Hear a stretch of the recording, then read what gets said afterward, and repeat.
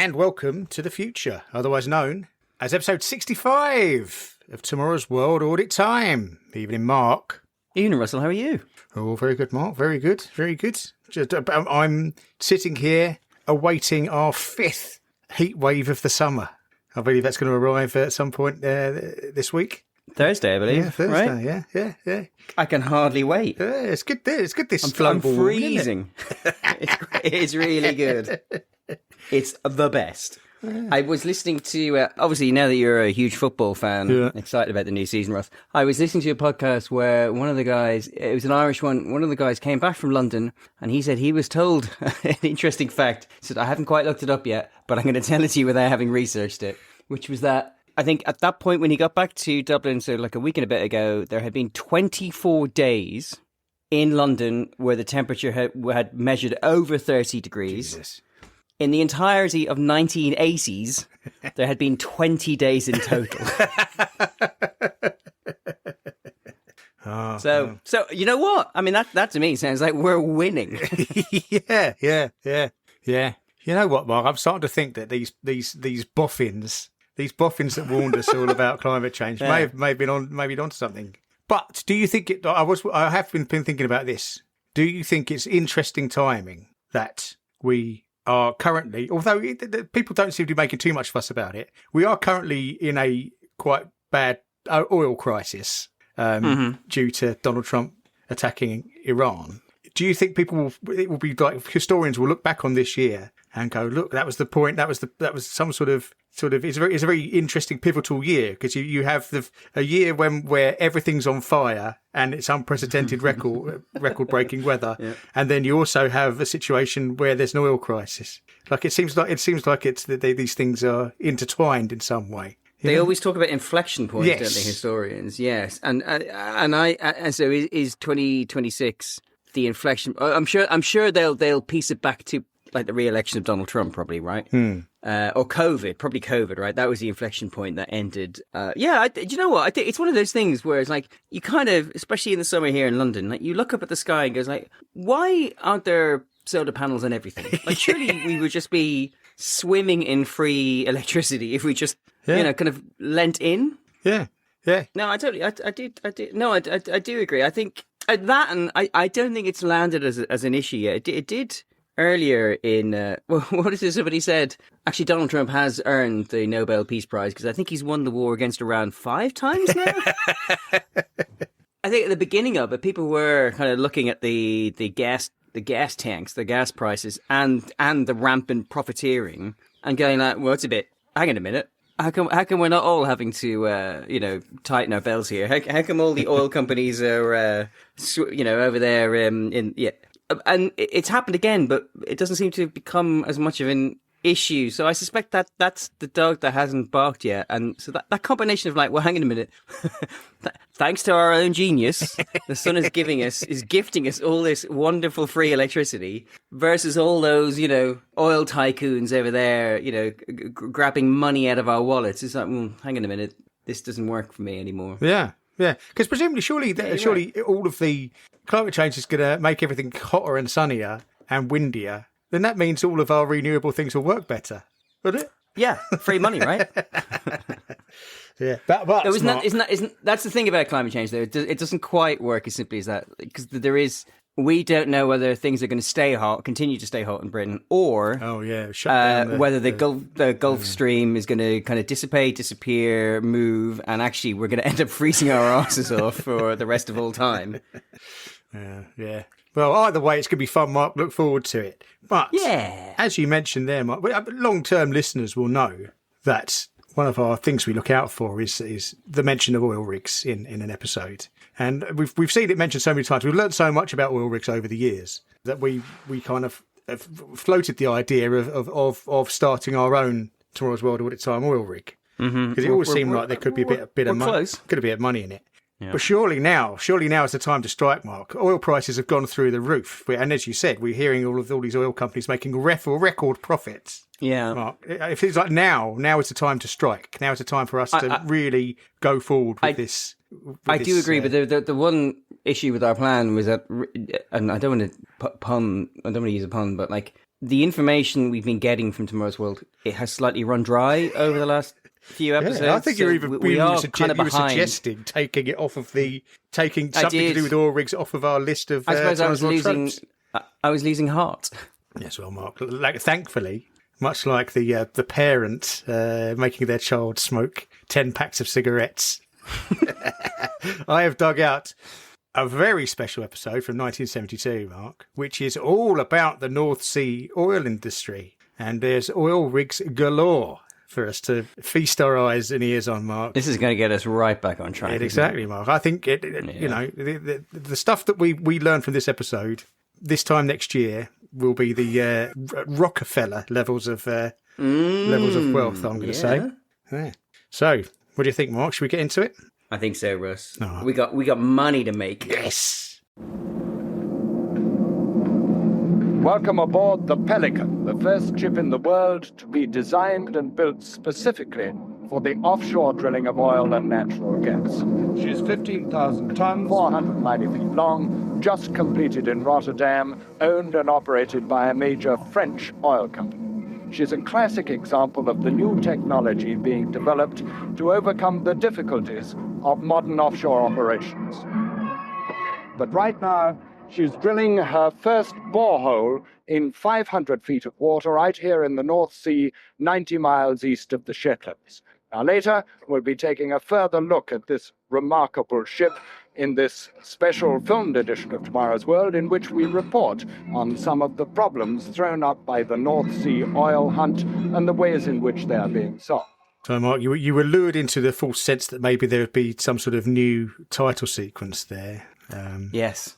But actually, I was priapic with excitement, Ross, but I was ultimately let down. No. And it's a bit of the normal title sequence, what's spliced in with just some B-roll from this episode, yeah, the episode, which I don't think we can count as a true news title sequence. No.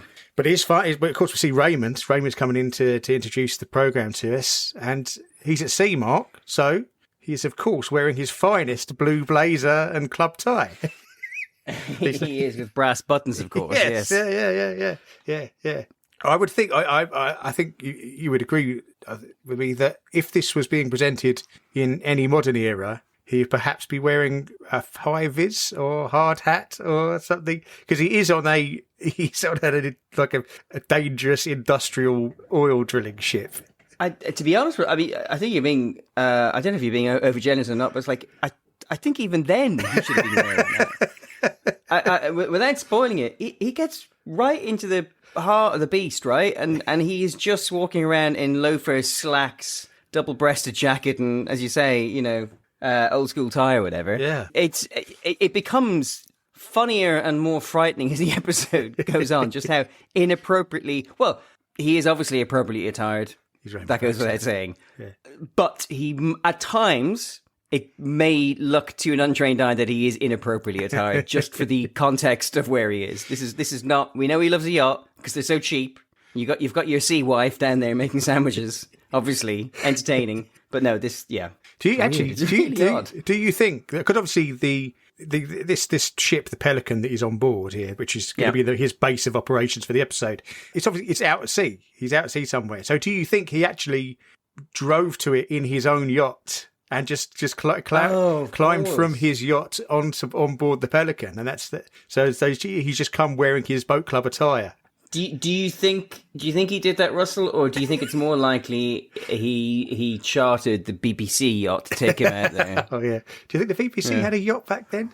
Probably. No. I mean, how did they get to? No, they weren't on Radio Caroline, wasn't there? I don't know. I mean, I just assumed so, right? I just assumed it seems like the thing they might have had just back yachting then. around. Yeah, it's interesting. Yeah. Yes. So I won't. We come back to the Pelican multiple times, so I thought I'd tell you about that a bit later on in the programme. Quite a fine ship, though. But I thought I would, as a bit of introduction here, give you just a quick rundown of exactly why Raymond's in the North Sea, why this is suddenly this new exciting thing for everyone. So it comes down to what was called the UK Continental Shelf Act of 1964. That's why they're allowed to be doing this, because prior to that, so back in for hundreds of years, there were the laws of the sea that were just generally agreed by everyone. They were mainly laid down by Dutch people because they were the kings of the sea back in the sort of between the 1500s and the 1700s. And they came, this Dutch fella called Hugo de Groot, who's a famous jurist, like legal expert. He said, what we should have it so that countries have territorial water, and then outside that territorial water, there are no laws. There's no one owns it. You have the rules of the freedom of the seas, and no one owns it, and everyone can go about their business. So everyone agreed to that. And then another Dutch fellow, a little bit later, with the brilliant name of Cornelius van Binkershoek, he said we should set territorial waters to how far you can fire a cannon. So, and at the time, you could fire a cannon. Have a system, right? Yeah, exactly. You've got to have a system. You can fire a cannon 3 nautical miles. The idea being that if it's ships outside 3 nautical miles, a country can't defend further than that. So that was territorial waters, and that lasted all the way until World War II. End of World War II, old Harry S. Truman just suddenly decided, we're America. We've now won everything. We're going to change the rules now, and we're going to say that America owns everything to the edge of its continental shelf, which obviously is a much further out, because the continental shelf of a country runs out under the ocean, many more miles out to sea. So then everyone went, okay, if America's doing that, we're all going to do that as well. And so that's what everyone did. It took Britain until 1964 before we actually legally set it up, because we had to have discussions with the Norwegians and the Dutch and the Germans and all that to work out exactly where our continental shelf in the North Sea went to. Came to an agreement. We did this act, but now we had this, and then that act then meant that the Crown owns the seabed all around Britain. So I don't know why this is I guess this is some sort of legal reason for this, rather than it just belonging to us. It has to belong to the Crown. Well, the Crown is the state. The Crown estate. Yeah. So the Crown is the state. Yes. Right. Yes. In legal terms. The Crown estate. So once they did that, they then were able to divide all of the North Sea up into license like sectors, and then they auctioned them off for exploration because people had an inkling that there was oil and gas, because people had found oil and gas on land around in Britain and in Netherlands and in Norway, but not a huge amount, but a little bit. So they thought, well, this must all be connected. So there must be stuff underneath the North Sea as well. And then 1965. They drilled a load of holes and they found gas, but they couldn't find any oil. Couldn't find any. They drilled a load of holes, and all they could find was gas, which was pretty good in some ways, but pretty bad in others, because at the time Britain only had one gas customer, British Gas, because they had the monopoly. It was a government thing, and gas exports were banned. So if you were a drilling company, you could only sell any gas you found to British Gas, and they would pay a pittance for it. So there wasn't really any, motivation for them to actually drill for it. But then the big thing came in 1969 when Phillips Petroleum were drilling around in Norway, in the Norwegian sector, because they'd done a similar thing to us, and they struck oil at a place called Ekofisk, which we'll come back to later. And as soon as they discovered oil, then everyone went, yes, right, let's get in there. Everyone piles over, starts drilling everywhere, because oil was far more profitable and exciting for everyone. So that was when the big boom in the North Sea oil and gas industry came, which is why it's all becoming much more exciting in this episode from 1970 to 72. And then it got even better, because then in 1973 there was the OPEC countries all did the thing where they fixed their prices. So there was an oil crisis. Price of oil went through the roof, and then that meant that North Sea oil became far more economically viable, because obviously drilling for oil in the North Sea is much more difficult than drilling for oil in Texas or the Gulf, because you've got to battle with the North Sea market. The North Sea is one of the most horrible places to work in the world. It's trying to kill you. It's trying to destroy your equipment at all times. So the more expensive the oil is, the better it is for their industry. So they invested huge amounts of money in the North Sea. By 1980, only Britain and Norway alone had spent $35 billion in the North Sea, which is $10 billion more than the entire Apollo space program. And then by 2008, the UK had spent £210 billion. So I suppose you've got to spend big to earn big, Mark. That's the thing. Speculate to accumulate. But it is running out, Mark. We all know. We've all heard Ed Miliband telling us it's running out, Mark. And there's all this argument these days about whether we should drill for any more. I think it seems like a bit of a waste of time. So between when they started and up to 2024, they've pulled out just under 50 billion barrels of oil, or the gas equivalent, out of the North Sea. And a report by Ed Miliband reckons that there's probably only 4 billion barrels left. There was some other report last year where they reckon it's 14 billion if you try a bit harder. So it's probably between 85 and 95% of the oil's all been pulled out of it, Mark. So it's been squeezed dry over all that time. But I was thinking about this, right? So that's a lot, isn't it? That's nearly 50 billion barrels, right? I still don't understand how there could be that much oil on, like, that many dead animals and dead plants under the ground to make that much oil. And also, I looked up how much the tax take from all of that has been. And they reckon since 1970, when they started recording all this, the tax take from all of that has been £330 billion. Does that strike you as not very much money for that much oil? 330 billion? Yeah. I mean, I suppose it's quite a lot, but then I suppose my issue, and we'll discuss this at the end probably, is that regardless of how much we collected, we probably didn't spend it wisely. Yeah. And I suppose where the lower tax threshold is probably not a bad idea is because, as you said, the actual outgoings to set up and start drilling are so high that you have to kind of sweeten the pot, I suppose, to kind of get people to do it in the first place. So you can have 50% of nothing, or you can have 10% of 80 billion barrels, or whatever it might be. But yeah, they do fail a lot. To be fair, I think a lot of people don't realise that they do spend a lot of money drilling holes that have got nothing in them. I suppose surely there's nowhere left to look, right? No, you'd think so, wouldn't you? Yeah. It's not that big. But yeah, it supports about 280,000 jobs, and only two people have died in the past 10 years, which is pretty impressive. I mean, people used to be dying left, right and centre, didn't they, Mark? We all remember we've some of the great tragedies. Yeah. So yeah, that's the North Sea industry, Mark. And as I mentioned Norway there. They kind of got in there first with the first oil. I think we've got William Woollard to talk to us about that, haven't we? We do. Can you think of anyone better, Ross? No. I can't. But right now, let's go to Stavanger in southern Norway, where William Woollard reports.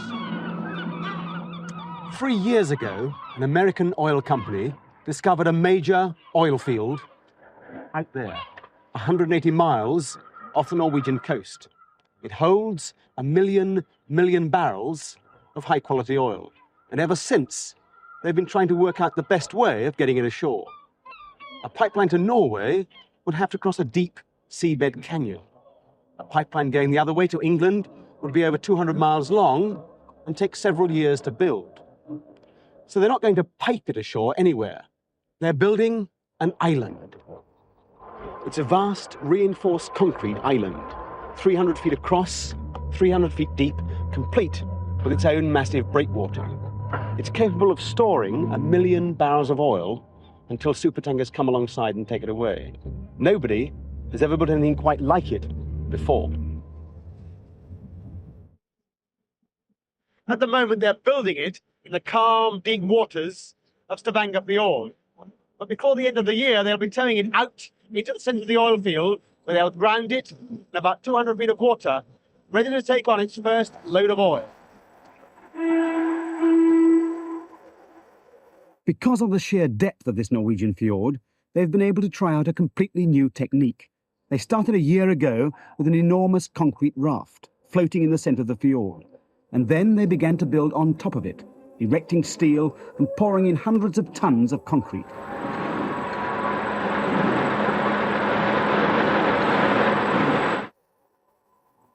Slowly, the raft began to sink. But of course it was intended to, all part of the plan. They're actually building downwards, because the more they build, the deeper the raft is forced under the water. Until they reach the stage we're at now. This point is 100 feet above the water. Watch this. And remember, these walls go down over 200 feet under the surface. But even a massive structure like this couldn't withstand for very long the savage fury of the North Sea storms without a breakwater. And that's just what this outer circular wall is. And strangely enough, it's the bits that aren't here that are the most important. I mean the holes. They're part of a radically new approach to breakwater design. Instead of trying to take the full impact of a crashing wave, this new perforated wall slices it up like a cheese grater into hundreds of separate and now harmless jets, which pour through the holes and then out again to take the sting out of the next wave. The North Sea is notoriously stormy, but tests have shown that this breakwater will keep it at bay. This is the heart of the matter. This is the whole reason the island's being built. A giant storage tank, 50 feet across and 300 feet deep. There are 9 of these on the island, and each one is capable of holding 100,000 barrels of oil. The Norwegians were worried that their oil might have been piped to Great Britain, so becoming liable for British tax. Now there should be no problem, when tankers can go alongside in the middle of the North Sea. But big as it is, this storage tank can only take 3 days' output from the oil field. So if a storm lasts longer than that, they may have to close it down. Wherever you turn in the North Sea oil industry, you come up against critical calculations like that. And these men are often working right out at the limits of engineering know-how. Daily, they come across problems that have never been encountered before. This giant concrete island is a unique answer to a specific problem. But it could well be setting the pattern for offshore structures of the future, and not just in the oil industry. That's somebody else who has dressed appropriately, not for their environs, Russ, but for who they are as a person. Yeah, it's a tomorrow's world first for us, isn't it? It's a presenter presenting while holding their jacket over their shoulder in that way that models the crook do. of the finger. Yeah, absolutely. It is so model coded. It's unreal. Just standing. He pulls. It works. Well, he's standing on a windswept Norwegian island there on his own. He's filmed from a distance on his own there in his woolly jumper with his Gestapo-style black jacket, coat, just draped over his shoulder and nonchalant, holding it with a single finger. And he perseveres with it. We get a close-up of him with him doing it as well. Yeah, he's still doing it. He's persisting. And only when he gets on the boat does he put the coat actually on. Yeah, it's interesting. I'd like to know if he just went like, okay, guys, I'm just going to do this for this shot. Seems like a reasonable thing to do. Or do you think somebody went, "Oh, Willie, do that thing with your jacket," or what? I don't know. What, that thing I normally do when you've never let you film before? Yeah, okay. Do you think he invented it? I don't know. Yeah, it's interesting. But it looks great. There's some quite big hair in this episode. I think this probably 1972 is got to be probably when hair reached its biggest in Britain, maybe. I think it's a combination of sideburns and thickness on top. I also think this is before conditioner was popularised, Russ, and available in high streets. Right. So is that why everything's got quite a lot of bouffon, kind of, I mean, in some cases, like it's probably also like the salt in the air. I think tends to kind of make your hair kind of. So I mean, it's all these things added together, Russ, means that we do have quite the hair brigade of presidentes here, right? Yeah. It's truly remarkable. I think, obviously, I imagine Raymond's probably put a slick of Brill cream in his Natch. hair. Yeah, wouldn't go out without it. This is quite a beast of a thing we're seeing here, isn't it? It's if you didn't know what it was and you just came upon it one day, just came around the corner and saw that, you'd get the fright of your life, wouldn't you? It's a terrifying looking building.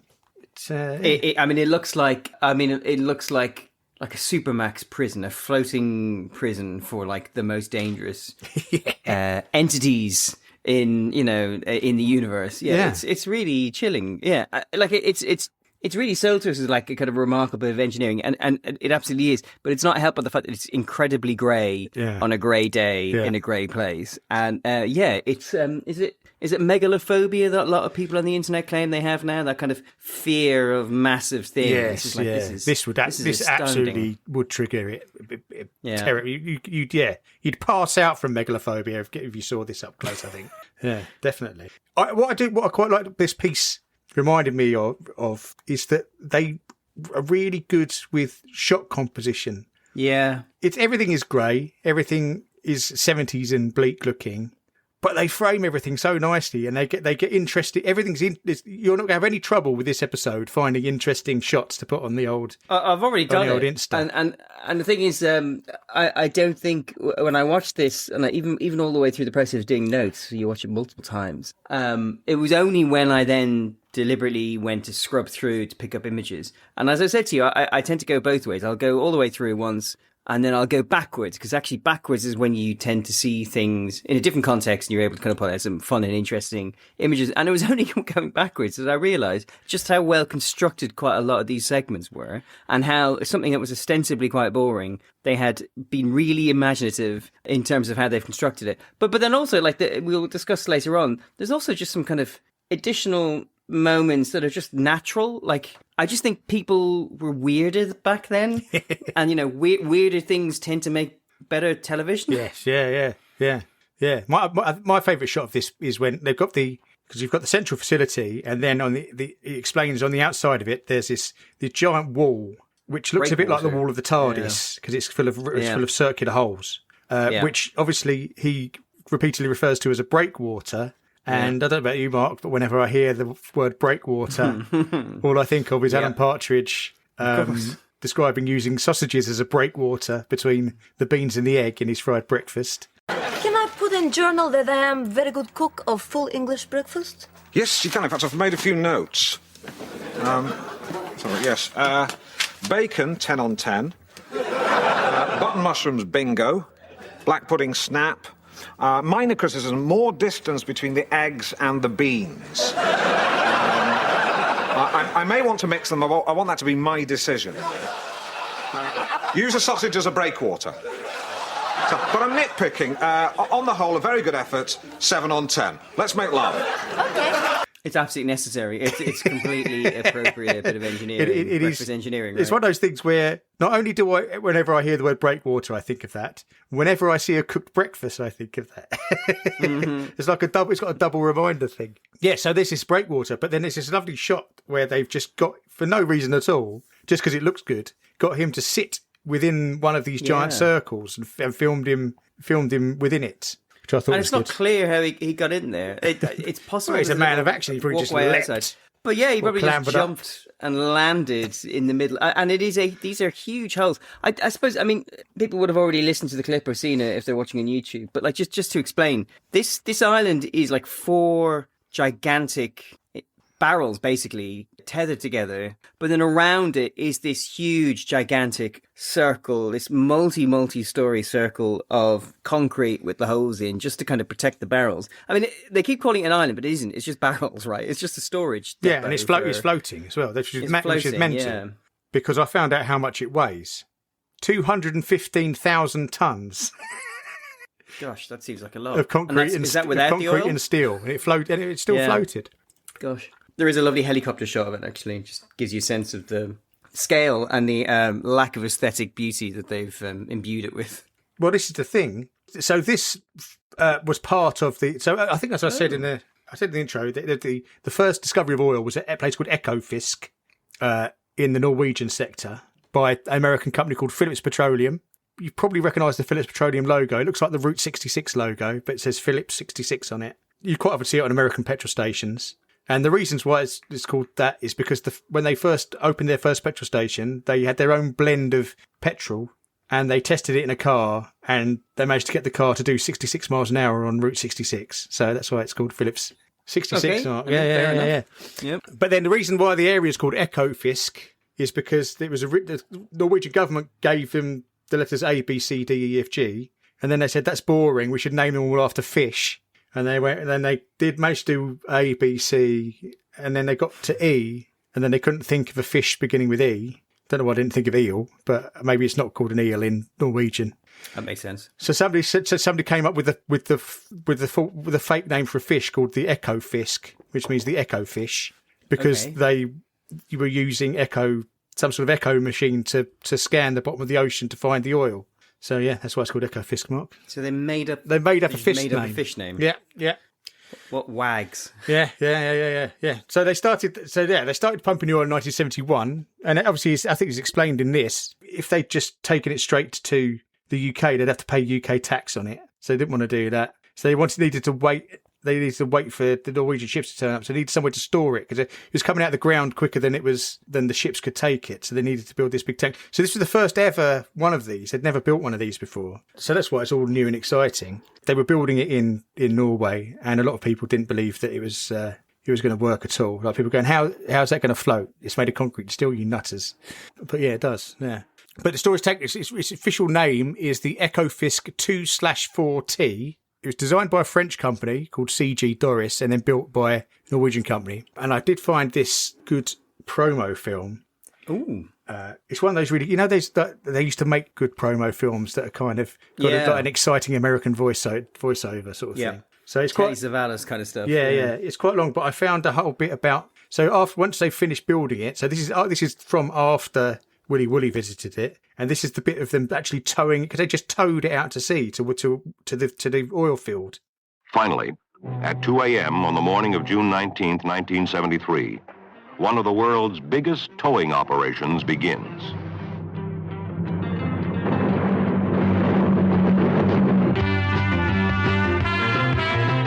Sonar equipment on both sides of the tank, as well as on the pilot ship 2 miles ahead, keep depth conditions under constant surveillance.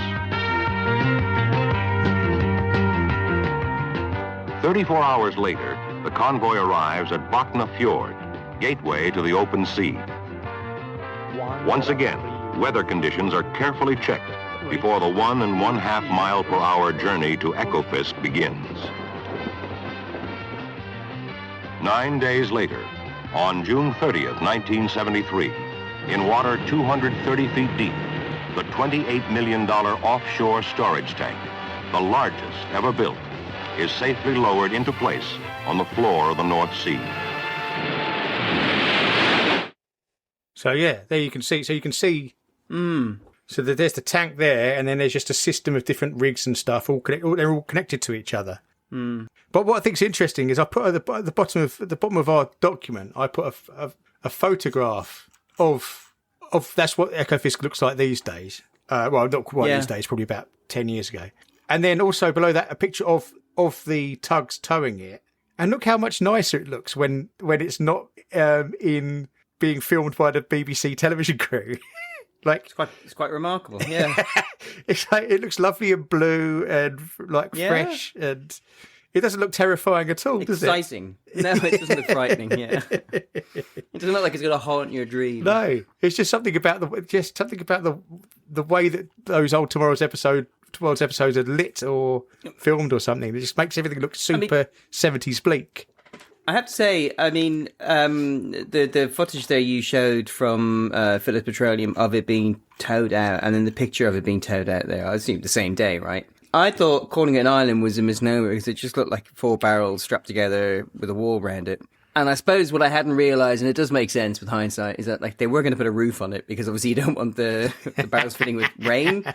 And so once they do that, like it actually does look like an island. And then the more recent shot, it really is like they have kind of broken it apart and they have constructed something in the middle. It looks like the hub of all the activity of all these different oil rigs and ships coming in to and fro. It's actually kind of remarkable. But, I would never have guessed it was still going up until about 10 years ago. Yeah. So basically what happened was they towed it out. It worked an absolute treat. And then they actually did build a pipeline to Teesside a few years later. So they must have got around the whole tax thing. But once they built that pipeline, it meant that they changed the use case for this. So rather than it just being a storage facility, they went, because we can just pipe stuff now, we might as well use this in a different way. So they built all of that stuff on the top of it. You can see there. It was like a giant factory. Yeah. And that was all like refinery equipment, because then they could refine it in situ there. And then they could ships can come pick up the refined products instead, which obviously makes a lot of sense. And you'll also notice, you see that there's those big C-shaped things either side of it. Where's that?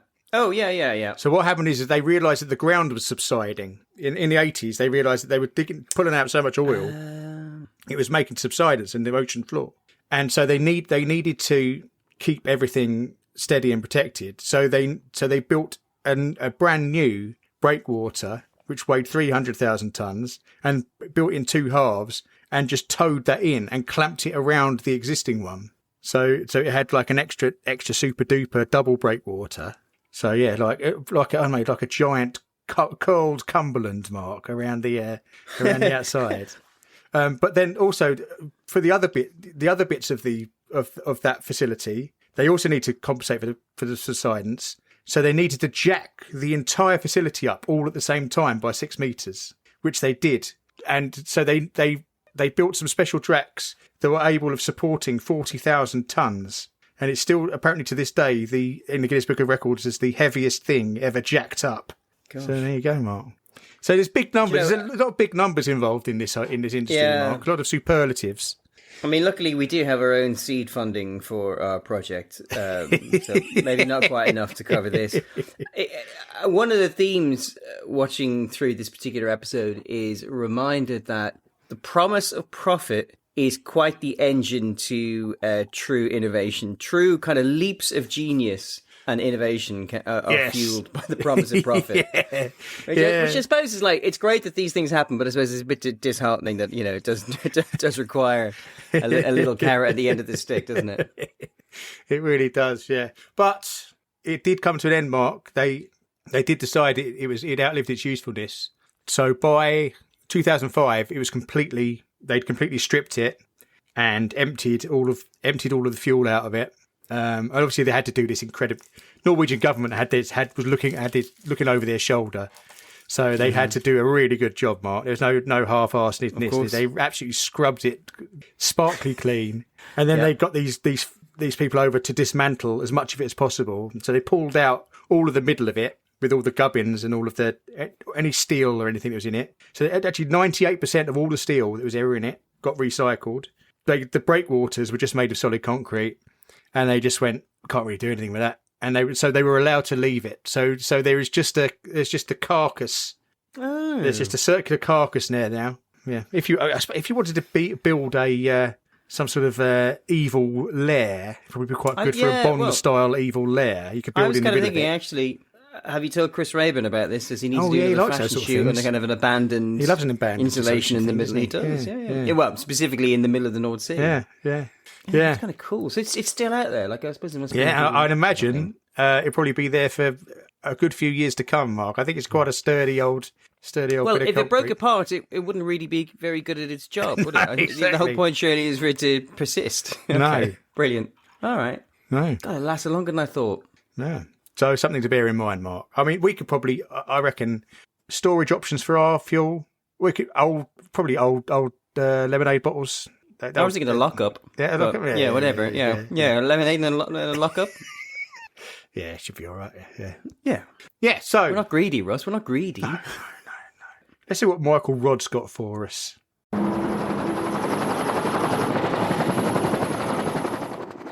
The oil and gas fields being found in the North Sea may stretch right off the continental shelf into very deep water. And that's why Pelican has been developed. It's capable of staying at sea for 3 months at a time, of going anywhere from the Arctic to the equator at 14 knots, and of drilling in water up to 3,000 feet deep. This is the lower drilling deck. 500 feet below this heaving water, the seabed. At the bottom end of this rotating column of drilling rods, Pelican's bit is boring into the rock. Over here, you see a diving bell, capable of being lowered straight down into the sea through the bottom of the ship. It can maneuver under its own power. Divers can emerge from it And this ability to perform repairs and maintenance at depths of up to 1,000 feet is very important in preventing the accidental escape of oil into the sea. Now, this is a pollution problem of which the oil companies are very well aware, and so are the scientists responsible for the well-being of our fisheries. From the shores of Loch Orr in the Highlands of Scotland, Michael Rodd reports.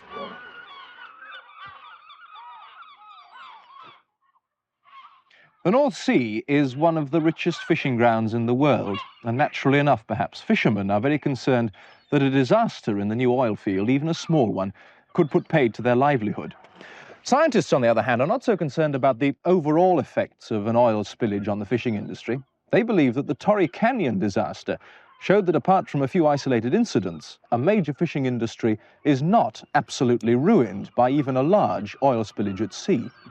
What concerns them, though, are the things that we don't know about, the long-term effects of oil on fish and on the sea creatures on which they live, and more particularly still, whether the reaction between oil and fish might produce organisms harmful to man.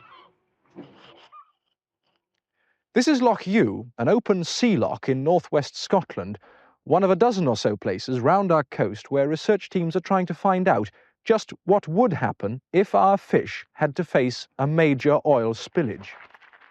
First, they're establishing a new baseline from which they can measure oil pollution, because even before a disaster takes place, the sea will have oil in it to some extent.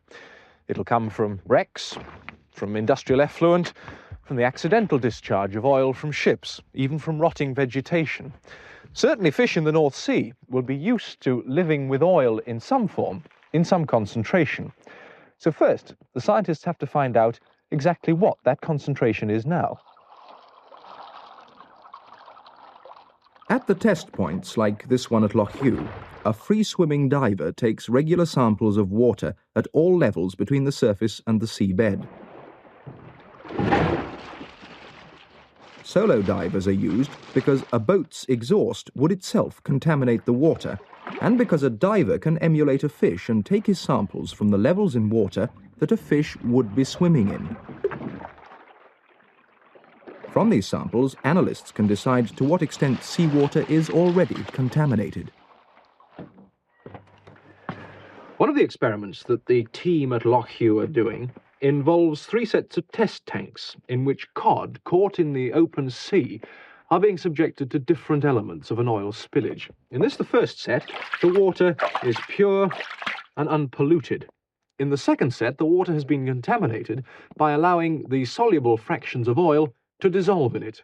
In the third set, the fish are eating contaminated food, food contaminated with tiny capsules of oil inserted inside the tissue of the stuff that the fish eat.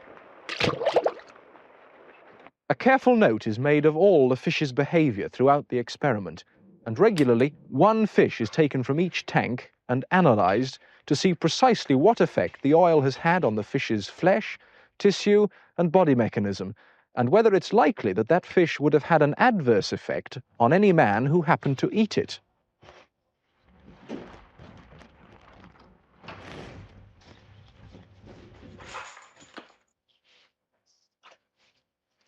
Experiments in America have suggested that shellfish caught in oily waters contain substances which could eventually induce cancer in anyone who ate them. Already, this program has produced clear evidence that contaminated fish, once back in clear water, have the ability to flush themselves clean of the contamination in a matter of weeks, and after that, they're perfectly safe to eat.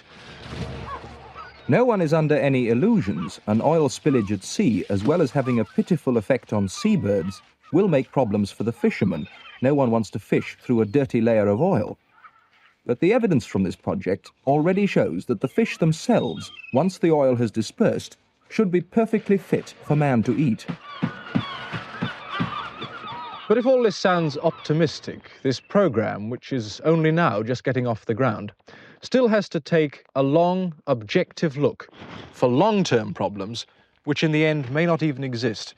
But remembering that infection in human beings caused by polluted fish could take 30 or even 40 years to turn into a disease, if indeed there is such a disease, It's as well that we know the truth now.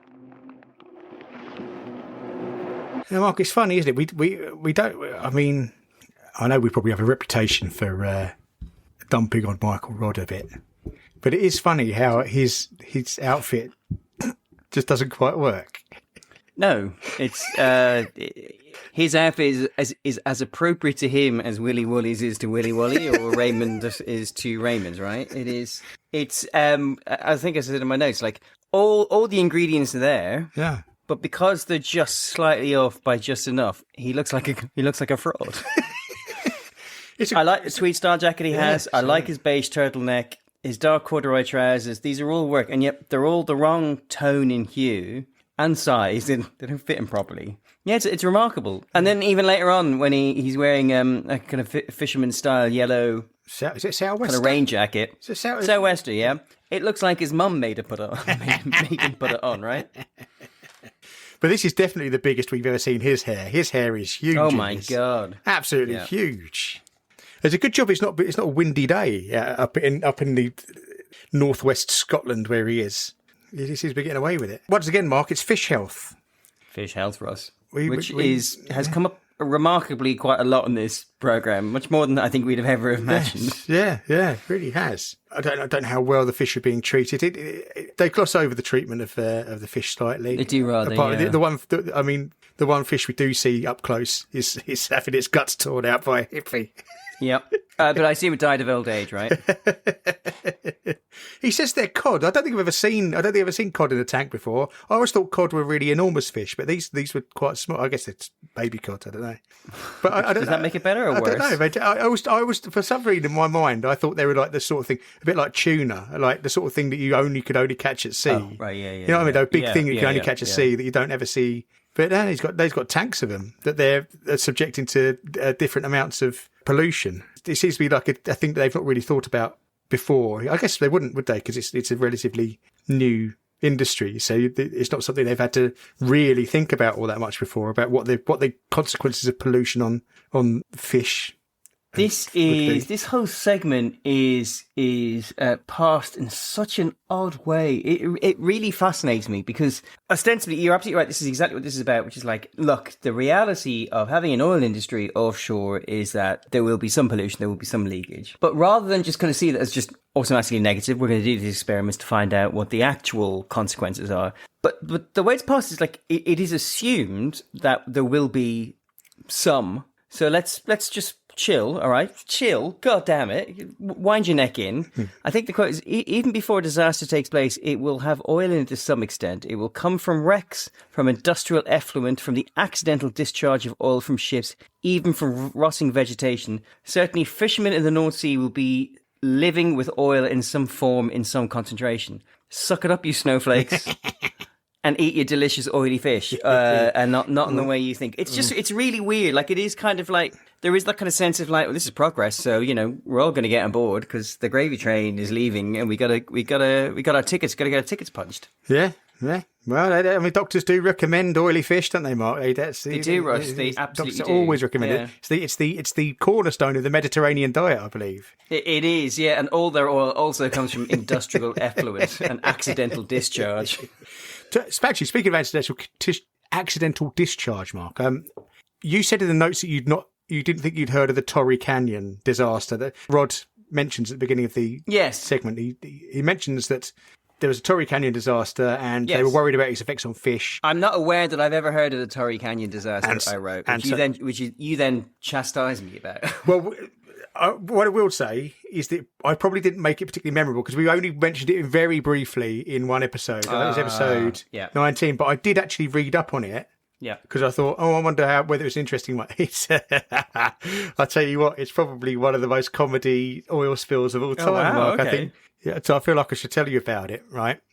So I'm not wrong in saying it's not unreasonable for you to not remember. I think if you asked anybody who was alive at the time, they would have heard of it. I think it's the most. I think it's probably the most famous oil disaster before the Exxon Valdez, basically. Yeah, well, which is obviously the one before the Exxon Valdez came along.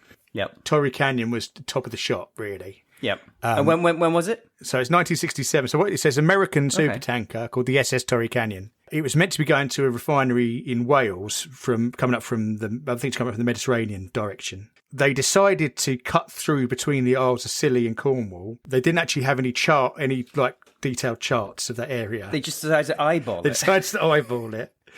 Wow. Turns out there's a load of big rocks there, Mark. Yeah, even I know that, and I don't sail. So they crashed into this bloody great rock. There's some epically famous, Victorian, what do you call them, lighthouses there because it's so dangerous. Yeah. But what an American wouldn't know that, would actually? I think no, they wouldn't know that. Although it was an American tanker, but it was registered in Liberia. You know, they always register things in different countries. Registered in Liberia. Yeah. So I think the captain might have been Liberian. Anyway, flag of convenience. Yes, isn't it, what yeah. Hits this bloody great rock and not sinking because it's stuck on the rock, but it is ripped open. Yeah. So you've got oil coming out of it. They're sending a what would you call it? A salvage team. They send a Dutch salvage team. They're trying to lift it off the rock by floating it off the rock or something like that. Mm-hmm. They can't do it. Captain of the Dutch salvage team dies in the process. Golly. So Harold Wilson has a meeting, right? Oh no! Before actually, so this is days later. So in the intervening time between them failing to lift it off the thing and Harold Wilson having a meeting, a few days have passed. During which time the fire brigade and the navy are pouring loads and loads of what they call detergent on it. What this stuff is actually it's a chemical used to degrease ships' engines. So they're assuming it's going to disperse the oil. They're pouring gallons of this stuff in the ocean, and it's just going everywhere, and it's making everything worse, and it's not really dispersing the oil very well. So Harold Wilson has this cabinet meeting, and guess what what their great idea is, Mark? What? I don't know. Giant plug? What? They're going to bomb it. Okay. So their idea, they go, we'll just bomb it. It'll blow the ship up, and it'll burn all the oil off. It'll be really quick. It'll be easy. It'll be absolutely fine. Love it. Yeah. So they send in the RAF. The RAF drops 43,000-pound bombs on it, right? And then they started dropping cans of aviation fuel to try and get it going. Keep the flame going. High tide comes in, puts it out immediately. So then they send in to try and napalm it, right? By this point, the ship does finally sink.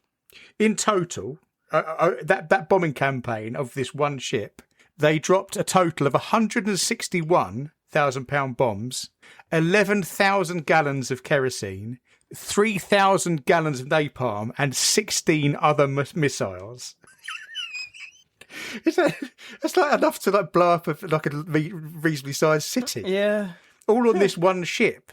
It was a complete utter disaster. It contaminated 50 miles of French coast, 120 miles of Cornish coast. There's a 270 square mile oil slick. Killed about 15,000 seabirds. This detergent I was telling you about was more noxious than the oil itself. So that ended up poisoning the ecosystem massively. And there was they sprayed 10,000 tons of it into the sea. And there was a point where there were people in Cornwall just pouring barrels of this stuff off the cliffs. It was a total disaster. It was at the time, it was the costliest shipping disaster of all time.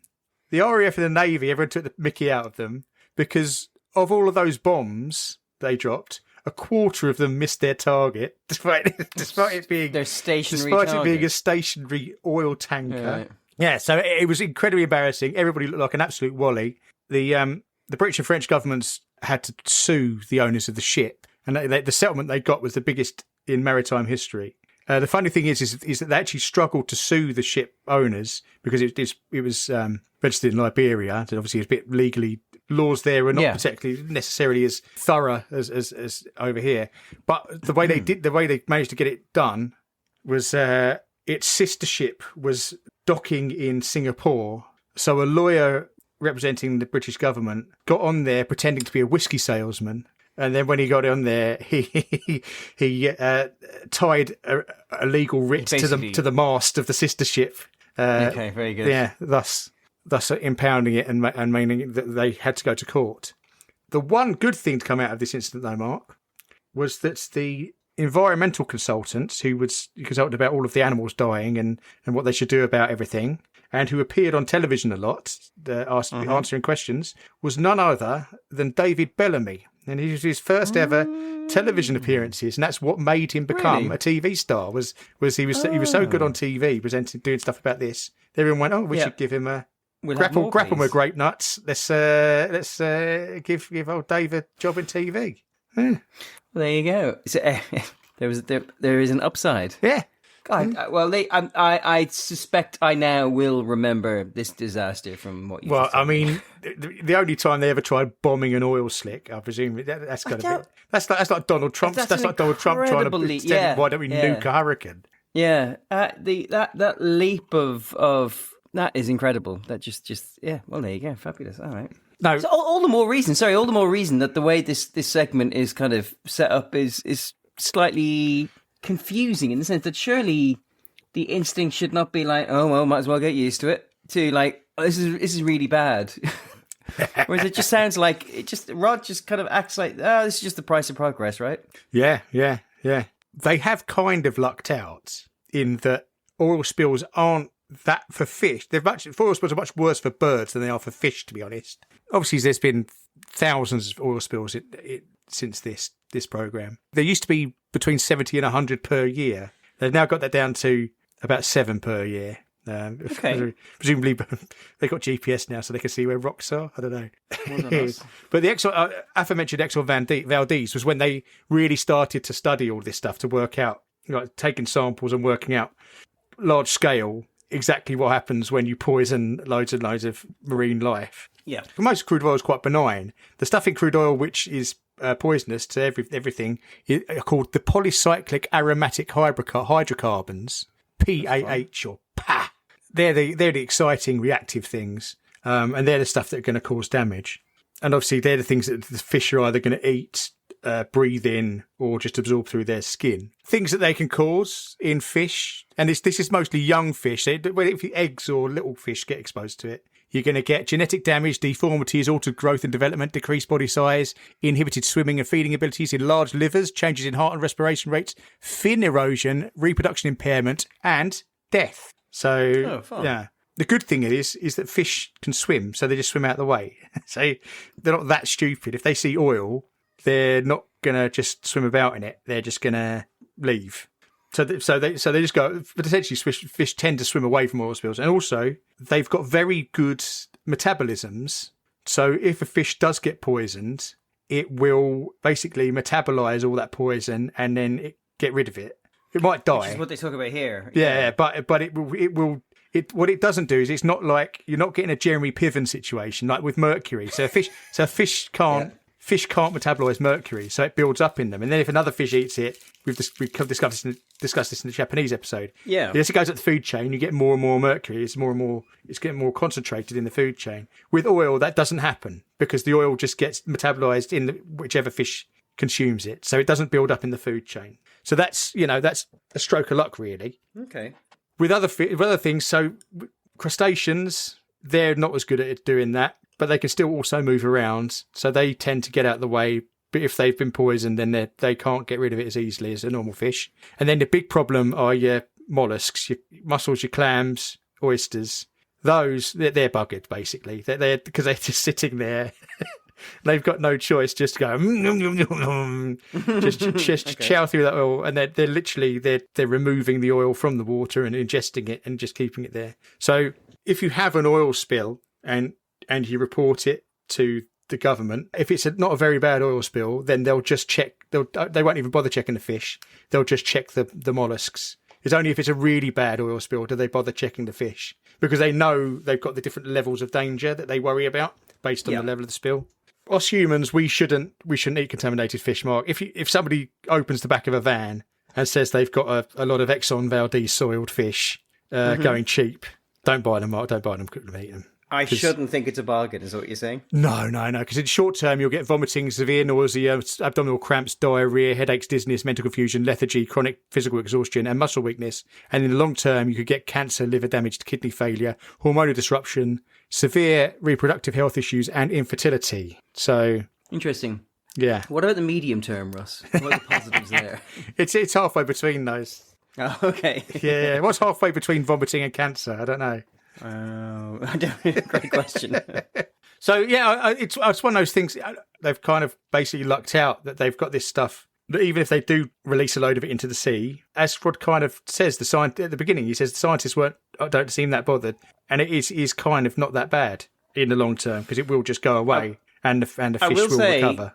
Rod's argument that scientists aren't that bothered is slightly undermined by the image of the scientist we see, who is some kind of purple rock T-shirt wearing hippie. Yeah, with big hair again, big hair and big burns. With big, huge hair, shaking hands from some kind of drug come down.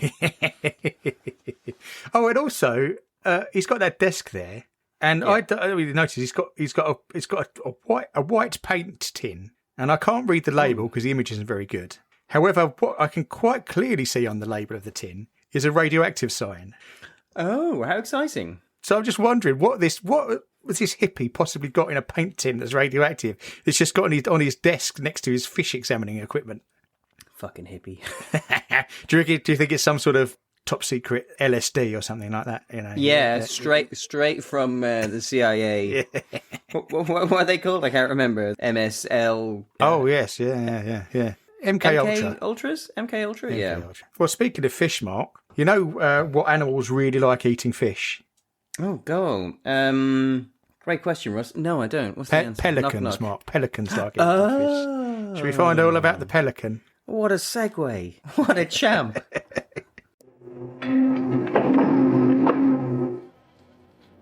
In a few months' time, almost the whole operation of this ship will be fully automated. There'll be no need for the traditional roughnecks to brave the open deck in all weathers 24 hours a day.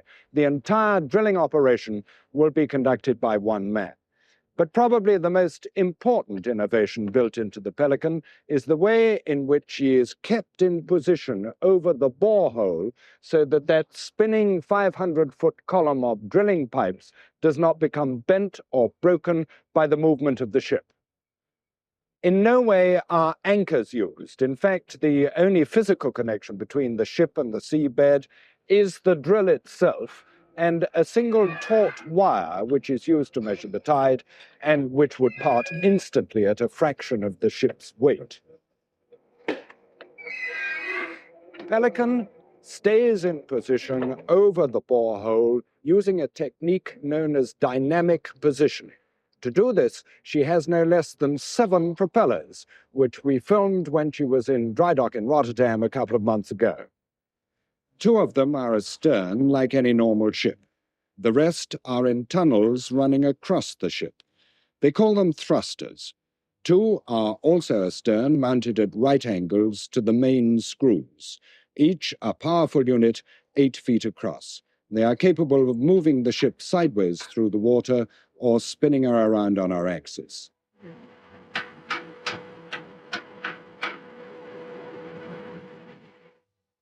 Three more are mounted forward under the bows, the smaller leading one as far forward as possible for maximum turning efficiency.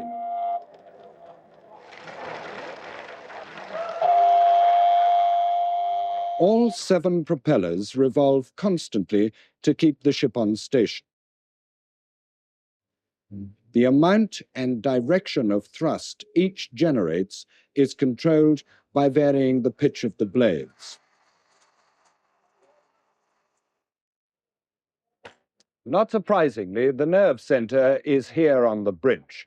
The amount of thrust required from each propeller second by second is decided by computer, 2 digitals and an analog over in the corner. Down on the seabed, an acoustic transmitter or noise generator is fixed to the wellhead. 2 hydrophones in the ship's hull pick up its signal. These are compared by the computer, which then, via this control console, adjusts the amount of thrust from each propeller second by second necessary to counteract the drifting effect of wind and sea and tide to hold the ship in position over the borehole.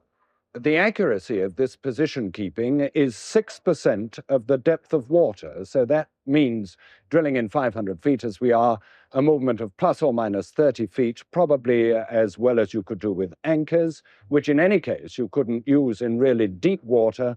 And of course, this system is entirely automatic. Now, this monitor displays the relative position of the ship to the wellhead or borehole, which is represented by this circle.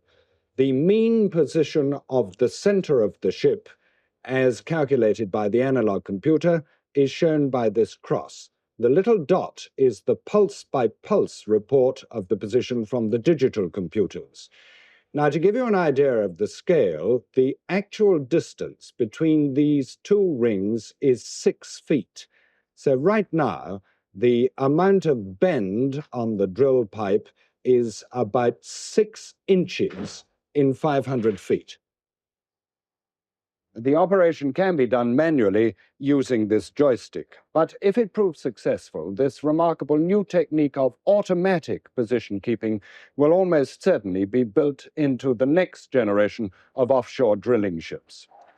Its great advantage is that the ship is free to stem the weather. But if it becomes too rough, and that means 15-foot waves or 65-knot gusts, drilling can be suspended while the ship rides out the gale. Then the ship can be repositioned quickly and easily without tugs, and the drilling restarted with minimum loss of time. Now, I don't know about you, Mark. I was had my socks blown off by how sophisticated this seemingly quite industrial, normal-looking ship with Blackpool Tower sticking out the top of it was. It turns out that it's the most high-tech thing I could possibly imagine in 1972. This is genuinely impressive. I was genuinely impressed because it's not a high-tech looking ship. It looks old, and like just some of the aerial shots, it looks kind of rusted and unimpressive. Yeah, no, this seems to be really genuinely cutting edge. Yeah. It's a bit like your modern drones, but on a giant scale and a giant ship in the North Sea. Yeah. It has multiple propellers all running at the same time, and they just adjust themselves very slightly. And that's the other thing; it adjusts itself automatically. Everything's done by computers in 1972. Mark, one of the computers, it's so old. One of the computers is an analog computer. Analog, yeah. It's not even digital. Two digitals. No, digital. Remember this because there's more than one. 2 digitals and an analog. Yeah. It's incredible. It is that. Yeah, no, and then this goes back to what I was saying earlier. It's like there's money involved, so they're throwing it at it, and they are coming up with some really incredible solutions. Because he basically says that by the time it's fully operational, it can be run by one person. Yeah, and it is a huge ship, and as I say, it's in the North Sea, and like basically it barely moves more than 6 feet or something like that. I was hugely impressed. Honestly, I would not have guessed at this level of technology, technological innovation was available in 1972. No, and it's like, and obviously, the whole idea is that because you've got this drill going 500 feet down into the seabed, you've got to hold that ship very still because otherwise you're going to bend or break the drill. So this thing needs to know that it's staying exactly still. But there's no GPS back then, Mark. There's no. There's no lasers. And that's the thing. And we'll learn more about this a little bit later on. But it's all through the power of sound. Like basically the drill bit kind of pumps out a sound and the ship is listening to the sound waves to then position it. It's, blow me down. I was huge. I'm still impressed. If you tell me that's how it worked now, I wouldn't be shocked. Well, I'd be shocked because we have GPS. But yeah, it's remarkable. I assume it worked. Like they weren't blowing smoke up the French company's arse. No, it definitely did work. I found a sales brochure for the. I don't know if it's a sales brochure, but it was essentially a brochure for the Pelican. There's a PDF of it from the time, explaining all of its details. Yeah, and it said that its first ever drilling operation, they did it in the North Sea in severe weather conditions. So it was drilling at a depth of 400 feet in winds of 51 miles per hour with waves of 15 foot, and it was staying in place with an accuracy of 2%. Incredible. Amazing. That is amazing. And the fact that if it's not doing it automatically, there's just a single joystick that you can control it with. If Yeah, you want, like, even give me manual control. Like, yeah, I mean, I wouldn't want to be the person who's responsible for that, but the fact that it was just a little small joystick on a kind of a computer screen was like, my God, like, what year did we watch Raymond in his house play Pong with his daughter? You know, it wasn't far off this. It's like, and yet here they are controlling this huge ship. But no, yeah. And you think, why aren't all ships like this? Surely you make docking them incredibly much easier. They could just turn on a dime. Yeah. I imagine probably the extra propellers probably cost a lot of money, don't they? I guess. Well, especially if they're constantly running. I suppose you can keep stuff running if you don't really have to worry about fuel economy when you're literally drilling fuel out of the ground. For oil. Yeah, I suppose maybe you can just steal some, like yeah. That's my share, the ship's share. Yeah, it's interesting that it's a French company. I didn't realise the French don't own any sectors in the North Sea. I thought they might do, but they don't. Do you know the 5 countries that own sectors in the North Sea, Mark? UK is one, I guess. Yeah. Norway, Yeah. Netherlands, Denmark. Yeah. It's either Sweden or Iceland. No. Sweden? No. No? Oh, what's the next one? It's the Germans. Oh, how have they got some? Oh, they got the little they got the little isthmus or that little spit. Yeah, cheeky bastards. Yeah, but despite that, the French, the Total, the French company. Is it Total? Total? Yeah, it's called Total Energies these days, isn't it? We can say Total. Yeah. So it's their ship, which doesn't get mentioned. I like the way the only oil company that gets mentioned in this is BP. We see plenty of BP mentions. We don't see Phillips or Total mentioned at all, even though they're the ones that are actually doing most of this stuff. We've seen the Pelican all the way through the programme. Raymond dangerously climbing around on it. Looks like a really unpleasant ship to be on, doesn't it? That's the other thing. It's this weird thing of it being incredibly high tech, but also just looks like a really horrible, bleak industrial. Really unwelcoming, isn't it? I suppose it's a bit like the film Alien, isn't it? Really. Oh where they've got that computer. They've got the computer room with Mother in it. Mother, yeah. And the sick bay, but then all the rest of the ship is all sort of very manky and industrial. Maybe that's where they got the idea from, Mark. I don't know. The Pelican, Mark. They've made drill ships before. Their first ever drill ship was in 1955, where the US government they were thinking of new things as well as to try and beat the Russians on, as well as the space race. Because they were starting a space race, and they thought, oh, should we try and beat the Russians at something else as well? And one of the things they thought of, should we try and beat the Russians at drilling a hole? So they wanted to try and drill down and reach the mantle of the Earth. So they built this thing called this drill ship. And oil companies helped them do it, called Cuss 1 in 1955. And it managed to drill a hole 2 miles into the Earth, but they still didn't get anywhere near to the mantle. It turns out it's further down than that. But that was the first ever drill ship. And then obviously the technology that they got from that then went into building more of them. But this was obviously this is the first ever self-balancing, self-correcting drill ship, which is why it's so exciting. This one could do, was it what Raymond say, 500 feet in total? It could go down. Yes. This one. Yes. So your standard drill ship these days can do about 12,000 feet.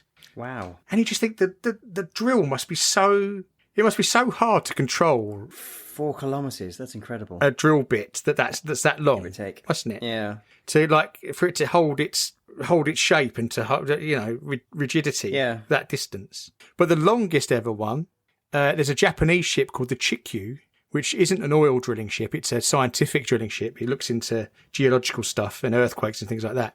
And that could do 7 kilometres. Jeez Louise.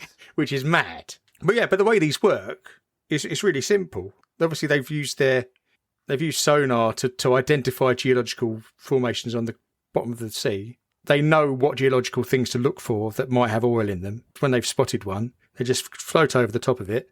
The middle of the ship is open. That thing there, that's called a moon pool, that open bit.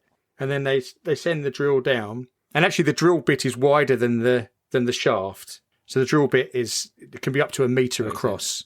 And it's that they've got one lying on the ground in this. You see it at one point. It's that thing that do. It looks a bit like Audrey from Little Shop of Horrors laying on its side there. Audrey 2, Russ. Audrey 2, sorry. Yes, yeah, of course, yeah. But yeah, and then they send it down, and once it gets down to where oil is, and I think this is the weirdest thing about oil. And it's one of those things that make, if you're a religious person, you go, it does seem like God's put it there for us, is the fact that oil's self-pumping. You hit an oil well and it will pump itself out of the ground. In fact, it's so eager to come out of the ground, they have to go to the trouble of actually slowing it down from coming up rather than making any effort to pump it up. And you think, well, this is amazing. You've got this incredibly rich fuel that just like literally leaps out the ground at us. Just throwing itself at us, yeah. Yeah. So it's basically like, so these ships are basically, they're just like sticking a straw in the ground and seeing what comes out. So that's how they're working. Milkshake, I assume, yeah. Yeah, exactly. Yes, so Pelican, super successful as Pelican. Everyone loved it, so much so that they ended up building 12 of them. This became known as the Pelican class drill ship, Mark. Okay. Did sterling service all around the world. And as far as I can tell, there are at least 2 still in existence, Mark. Oh, wow. And they're both in India. Okay. One is called the Sagar VJ, and the other one's called the Sagar Bushan. And they've been slightly upgraded over the years, modernised slightly. So they go down go down a bit deeper now, and obviously their computers are a bit better. But unbelievably, Mark, the Sagar VJ was auctioned off just 4 days ago, Mark. Oh, we missed the auction by 4 days. That's so unfair. Yeah, it was auctioned off by the ONGC, which is the Indian government's oil company. I tried to log on to the auction site to find out how much it went for. But you have to enter so many personal details, like bank details and all stuff like that. And I thought, I'm not going to do that just to see the sales price. So I have no idea how much it went for. So hopefully it's not been sold. It could well have been bought for scrap. Somebody might be scrapping it as we speak, Mark, which would be a tragedy. We'd have used it. Exactly. But the Sagar Bushan is still, ONGC have got it for hire, so you can hire it off of them. Okay. So that's a possibility for us, Mark. All we need to do is go over to India. Hire it and then bring it back here. Yeah, it'd be an adventure, wouldn't it? That won't take long. It'd be an adventure. Yeah. We love a road trip. We could drill holes on the way. Yeah. just for shits and giggles, right? Well, it's international waters. Who's going to stop us? Well, we might find all sorts of things. We could find, might find that missing plane. We could find a Coeur de la Mer. Yeah, Atlantis. We could find all sorts with it.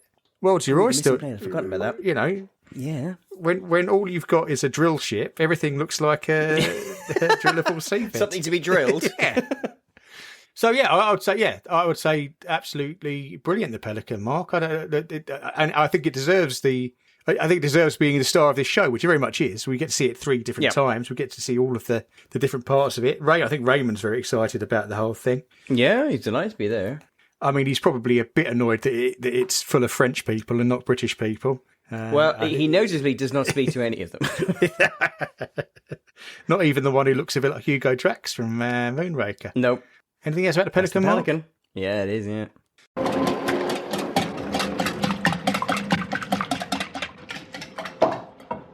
The North Sea is already having a very definite impact on many British homes, in the place where it matters most, the kitchen.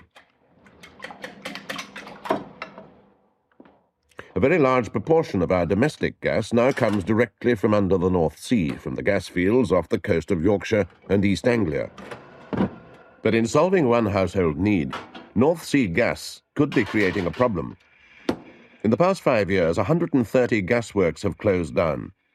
They produce gas from coal, and a natural byproduct was coke, another smokeless fuel. Coke, in fact, is coal with the gas processed out. Although the last 2 winters have both been very mild, smokeless fuel has already been in short supply. And if the coming winter is a hard one, the shortage might become acute. But coal and oil are both from the same family of fossil fuels. Any future coke shortage could be averted by an ingenious process involving North Sea oil.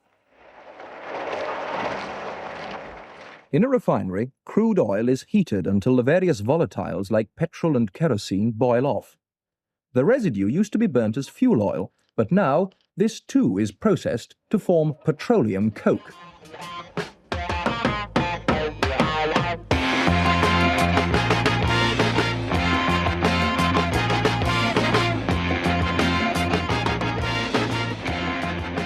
The first plant in Europe to make petroleum coke has recently opened at South Killingham in Lincolnshire. The residue is first heated to over 900 degrees Fahrenheit.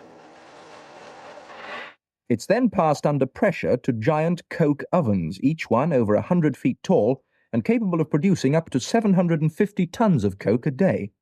The process is very exact. It demands precise temperatures and timings, or coke will start forming in the miles of piping leading to the oven.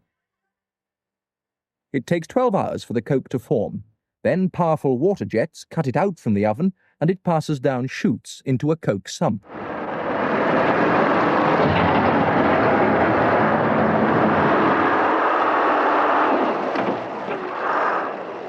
This is over 98% pure carbon. A large portion of it will be baked to remove any impurities and then used for steel smelting. But coke destined for the domestic market has to be crushed and then graded by size. The refinery was planned to produce industrial fuel, and this equipment is only temporary. But within a few months, a new plant will be built here. North Sea oil is very low in sulfur content and is ideal for producing smokeless fuels. During the cold winter ahead, this new use of oil could prove to be most welcome. Coke has three very completely different... It's one of those things where you really have to be very specific about what you're talking about, otherwise it might confuse somebody. Good, isn't it? It's a drink, a drug, and a fuel, Mark. Bit like a state, right? A state. Your definition of a state defines your class. Yeah. Although I don't think... I feel like the fuel use of it is falling out of favour, Mark. It's not much of a household term anymore. No, not really. It does tend to make me think of the two Ronnies sketch where he's ordering drinks and getting increasingly drunk. Oh yeah. And what the final when the final one, his final order where he's got completely mixed up, he does ask for a sack of Coke. It's a sack of Coke, a huge lemon, 2 pink boobs, two large rocks, and a nude lady. I think, a bear lady. I think it is. But yes, I have to claim to have one of these things, Mark, where I have insider knowledge of the Coke industry. Yeah. Because the reason I know is I was watching some program with my dad a couple of years ago, and then suddenly there was this. They were inside this huge, terrifying looking Victorian industrial building. And my dad suddenly exclaimed, "I used to work in one of them." And yeah, it turned out when he was a lad, he worked in Sydenham Gasworks in southeast London, where they used to make town gas. And the way you make town gas is you get coal and you put it in these giant coking ovens, and it heats the coal without burning it, and then all the town gas evaporates off of the coal, and then that's sent round the pipes and sent to people's homes. And then the byproduct of that is coke, which can then be burnt. And that's what the coke here is. They're talking about the household coke that they're talking about at the beginning of this piece. And then they go on to talk about petroleum coke. But apparently his job was, he was a greaser. So he'd have to go around. So it's this boiling hot gasworks. So there'd be blokes stoking these, standing in front of these furnaces, and I got a picture of what they look like down the bottom of the. They don't look great. So that was, he said. So it'd be a big hall. It'd be 50 yards long, and the wall would just be made up of those furnaces, and there'd just be blokes standing in front of them, just stoking coal into them and just pushing it in, and they were pipes, they're about 20 foot deep, and they're pushing it in there to over and over again, and it's just absolutely red hot in there. And if they ever had to like shut them off for whatever reason. It would take about 2 weeks for them to cool down. But it's one of the things. Yeah, but my dad's job was a greaser, so he'd have to go around and greasing all of the bits of machinery that needed it, because obviously the grease would melt or whatever in the heat. I worked in a cinema, Russ. Yeah. But it's one of those things where you look at that and you go, oh yeah, no, it's basically he just lived in Victorian times, didn't he? Yeah, exactly. But also I look at that and I go like, yeah, to be fair to your dad, I also would look for some alternative means of income if that was the main option available to me. So town gas, because before the North Sea came along, the only gas that we had was town gas made from coal. There's no other source of it. There's no other source of it. So it all just came from these gasworks making out of coal. But then obviously you had really bad smog, and in 1952 there's the Great Smog of London, and everyone as because people were burning loads of coal in their houses, and then so they went, okay, well we need people to start using smokeless fuels. But one of the advantages of coke that comes out of these gasworks is that coke is essentially a smokeless fuel, because all of the horrible smoke causing stuff is used to make the gas. So people were encouraged to use coke in their homes. So up until North Sea gas was discovered, everyone was burning coke in their homes. So it was like a really popular thing, which is why we see in this piece the housewife in her home doing her housework as she should be doing, Mark. She's stoking her fire up with coke. She is? So because that would be quite a common thing at the time. Nobody really does it anymore.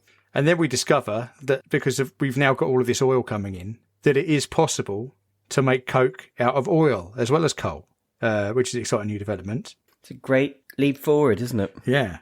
Made even more exciting by the sudden blast of exciting music that they played for no reason halfway through the segment. It's incredibly exciting, isn't it? Yeah, they're showing bits of this coke making facility, which is kind of boring. It's fun to watch, but it's also I don't care. No. And then it's soundtrack to. Have you ever heard of Tony Kinsey? Well, Mark, I've looked at House Hunting. In case anybody wants to hear it again, I've got it up on YouTube. So it's a piece of library music. KPM, the famous library music people.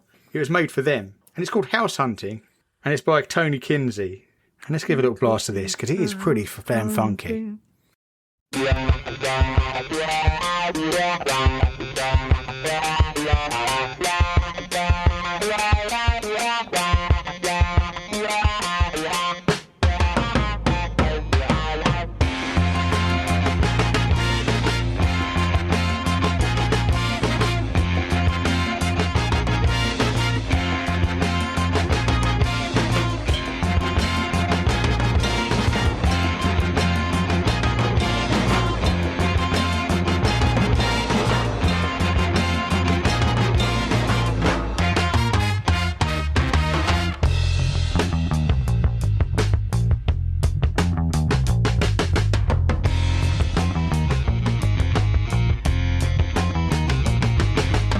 Yeah, that's excellent. That is really superb, isn't it? That's actually great. Yeah, and also the track is literally called House Hunting. Mark, why the hell did they not make that the theme tune to Homes Under the Hammer? Whoa, I hadn't even thought about that. That's not what I was thinking. That's a program that loves of like blatant song title correlation, literal soundtrack choices. Yeah. Why did they not make that the theme tune to Homes Under the Hammer? I'll tell you what. Next time I see. Buddy, is it Dion Dublin? It is Dion Dublin. Next time I see Dion Dublin, I'm going to give him a piece of my mind and ask him about this. Old Tony Kinsey, interestingly, he was a jazz drummer and a founding member and the last surviving member, he's dead now, but he was the last surviving member, of the John Dankworth Seven. So he played in the jazz band with Johnny Dankworth, of Tomorrow's World theme tune fame. Yeah, that's incredible. So that's an interesting connection, isn't it? I don't know whether, there was some sort of... deliberate or was it accidental? I'm assuming it was accidental, but... I don't know, It's just it's not an appropriate song for this segment. No, but it does really livens proceedings up just when they need it, though, didn't you? They've obviously realised that we've looked at a bit too much industrial... We've seen too many industrial pipes and men in hard hats, and they've decided that we just need something to zhuzh it up a bit. We need to be funked out of our stupor. Yeah, just out of interest, because one thing I was thinking is, it struck me as intriguing that the celebration here was that it turns out that oil can be processed in such a way as we can still have, hey, just because you're addicted to coke doesn't mean you have to give it up. We've got a new way of getting it. Yes. Whereas no one seems, well, maybe they had, but certainly in this segment, it seems that people have not made the leap. It's like, oh, we also have loads of natural gas. Yes. So this is the problem. So this is why they're getting a coke shortage because they're not having to make town gas anymore because the amount of town gas is going rapidly downhill because natural gas is coming in. Yeah, they're not making as much coke anymore from the because obviously the coke the coke byproduct of the town gas manufacture isn't coming along anymore. So that's because he does say there's a coke shortage, doesn't he? He does, in the piece, yeah. So that's part of the problem. So it's quite a good thing. That must have sent a shiver down the spine of every BBC executive watching the rushes, right? So it is quite convenient that now they've got this situation where they're now making stuff out of oil, and they've discovered that the leftover stuff from oil that they can't do anything else with, they can now turn into coke. Yeah. So that will then make up for the fact that, because the thing with coke is, as I said, that households were encouraged to use it because it's smokeless and so cause less pollution. And we used to use it when I was growing up because we had a Rayburn, which was like a small range, a bit like an Arga, thing, yeah. And that ran on coke. But the main use for it really is industrial. So your steel plants or cement plants or blacksmiths or anything like that, they all use coke because it burns much hotter. Burns much cleaner and much hotter. So a kilogram of coke will have significantly more energy in it than a kilogram of coal. The only thing is it's a bit of a bugger to get lit, but once it's lit, it really goes. Is that sort of thing. So they still do use it they still do use it industrially. So it's still a big thing, Matt. They call it PET. They call it PET coke these days. Okay. Petroleum coke shortened. That makes sense. Yeah, you get 3 different versions. We've got great names. What are they called? Which all sound even more like drugs. You can get needle coke, sponge coke, or shot coke. Oh, sponge coke and shot coke. It's to do with like how they come out, the physical structure. Sponge coke and shot coke are great for burning. Needle coke is really crystalline, and they use that in electrodes. They make electrodes for the steel and aluminium industry. So that's quite prized for that. So they still need to make it. I was a bit dubious because I'd never heard of it when I saw this piece, and I thought it seems like a bit of a waste of oil. But actually, it turns out there are bits of the oil that they can't use for anything else. So they might as well turn it into coke, and coke is still really useful. All right. And we're not really making it out of coal anymore, particularly. Yeah. So it's a good idea. Me. Apparently, seems like quite a good bit of logic then. Last year, Britain imported £423 million worth of PET coke. £143 million of that was from the Netherlands, Mark. Wow. Importing coke from the Netherlands. Imagine that. I can't even think to imagine that kind of crazy concept. No. Well, Ross, as much as we're addicted to coke, at least you don't have a crack problem. It's weird how the petrochemical industry has all of these drug-sounding things going on, doesn't it? Yeah, it's fun. Pelican is an exploration ship. Her job is to drill for oil anywhere in the world. But once it's found, it will be pumped up and piped ashore from platforms mounted on huge legs fixed to the seabed. Now, these legged platforms of whatever kind take a terrible pounding in bad weather in these waters and indeed further to the south. Hairline cracks can develop metal fatigue, and the lives of the men aboard can depend on adequate warning of these dangers. Now, one method of providing that warning has been developed at an airfield in Bedfordshire. Can you turn it up? Physicists at an environmental research unit are working on a technique of measuring the various vibrations that pass through a metal structure. By studying these, they're confident they'll be able to detect even the smallest crack developing. We'll check the amplifier gains, I think, Richard. Once the system is working properly ashore, it's tried out at sea. This is one of the gas production platforms lying 40 miles off the mouth of the Humber. It was while drilling for this field during a gale over Christmas week 1966 that the Sea Gem exploration rig collapsed. 13 men died.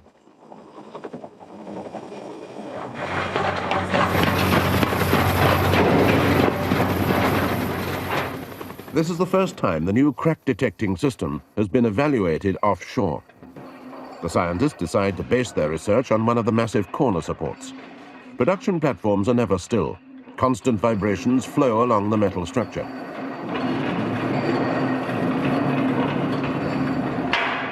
Sensors fitted onto a heavy magnet will pick up these vibrations. Their signals are then conditioned and recorded on magnetic tape.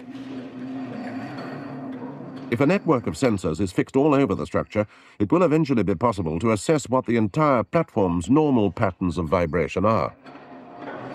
Should a crack develop anywhere, the vibrations will have to take a slightly different path and the normal pattern will change. It's this change in the normal pattern of vibration created by the sea and ambient working conditions that the scientists are confident they can detect, and from it pinpoint a faulty beam. And every crack is potentially dangerous. In calm waters like these, the platform won't come to much harm, but waves out here could reach over 90 feet high, and a crack could cause a platform to collapse. This is only a research program, but if it proves successful, it should be possible to incorporate the various sensors and instruments into the structure during building.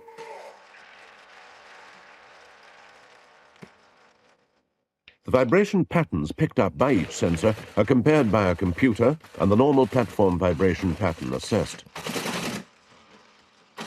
At the moment, this computer is ashore, but there's no reason why a miniaturized and much simplified one shouldn't be installed on the platform.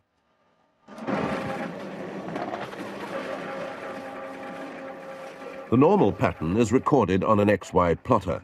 Any change from this pattern in the future will indicate a fault is developing. Using this technique, it should become possible for the men offshore to be told exactly where that fault is and carry out repairs while the platform is still perfectly safe. Well, that is a bit of a crack problem, isn't it, Mark? Yeah. You don't want cracks in oil rigs. Now, this is something we've covered before, isn't it? We quite extensively covered the what was it called? It's the Alexander Keeland disaster. Do you remember? I do, Ross. Yes, I do. Yeah, they were all sitting in a cinema in an oil rig, weren't they? I remember everything you say to me in all these episodes. It was in 1980. They're all sitting in the cinema in an oil rig, and then suddenly I do remember it just collapsed while they're in there, and it was all to do with metal fatigue. Yeah. So yeah, it's a big. I mean, I can imagine it to be a big problem. What with the North Sea being an absolute merciless bastard and smashing into your equipment constantly, and all your stuff being made of metal. So it's something they really need to look out for. I quite like the way that they open the piece with just a couple of lads standing on up step ladders in a field. That's quite fun. There was with all things from this time, all television presentations at this time, it's difficult to work out how old or young they are. You assume they're young, but they look like they're cosplaying like 40-year-olds. Yeah, they had a very open university presenter look about them, didn't they? Correct. Yeah. But they're doing God's work, Mark, because they've worked out a way of using sort of acoustic technology to listen for cracks and metal fatigue in the old oil rigs, haven't they? Luckily for us, they attach the monitoring equipment to the oil rigs using some very cartoonish looking magnets, some bright red horseshoe magnets, which I quite like. Quite exciting. Yeah. And then we see a young lady in the computer room. She's got lots of those big magnetic discs that they used to have, magnetic tape, computer tape things. Playing around with those, looking at readouts. Do you think she's wearing a special on television outfit, or does she reckon she dresses like that to work every day? What do you think? She does look remarkably glamorous, doesn't she? Yeah, she does, doesn't she? Yeah.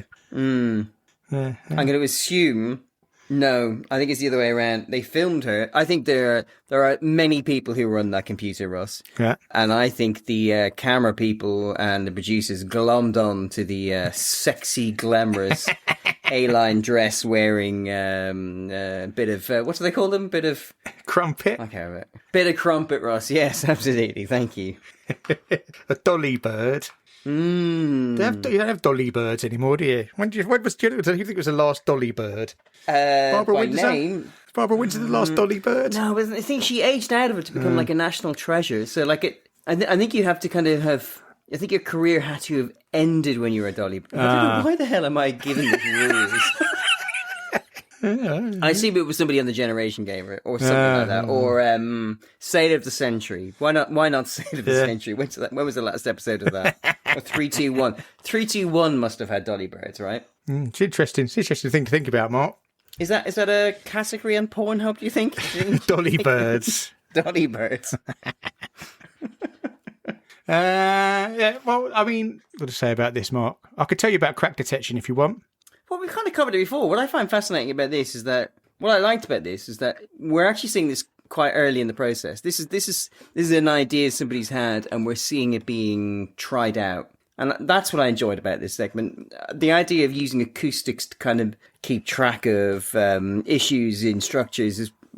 I feel like we discussed it. I think everyone at home gets it. And you might have some interesting facts. I like the fact that we are seeing this at a nascent stage, because at this point they're just recording the sounds to play back later to kind of get a base level for some of this structure and understand, in different environments they'll hear things differently. So that they're creating the baseline so that they're going to be able to detect problems down the line. I thought that was interesting. And again, falls into that kind of subcategory of the fact, well, not subcategory, falls into that kind of that kind of overarching narrative this week, which is like, there's money here, so everyone gets a fair crack at the whip to see what they can come up with. Yes, yeah. Well, what is actually interesting is that the method they're using here, which these days is called acoustic emission testing, is actually because they've got loads of different ways. They've got ultrasonic testing, electromagnetic, eddy current,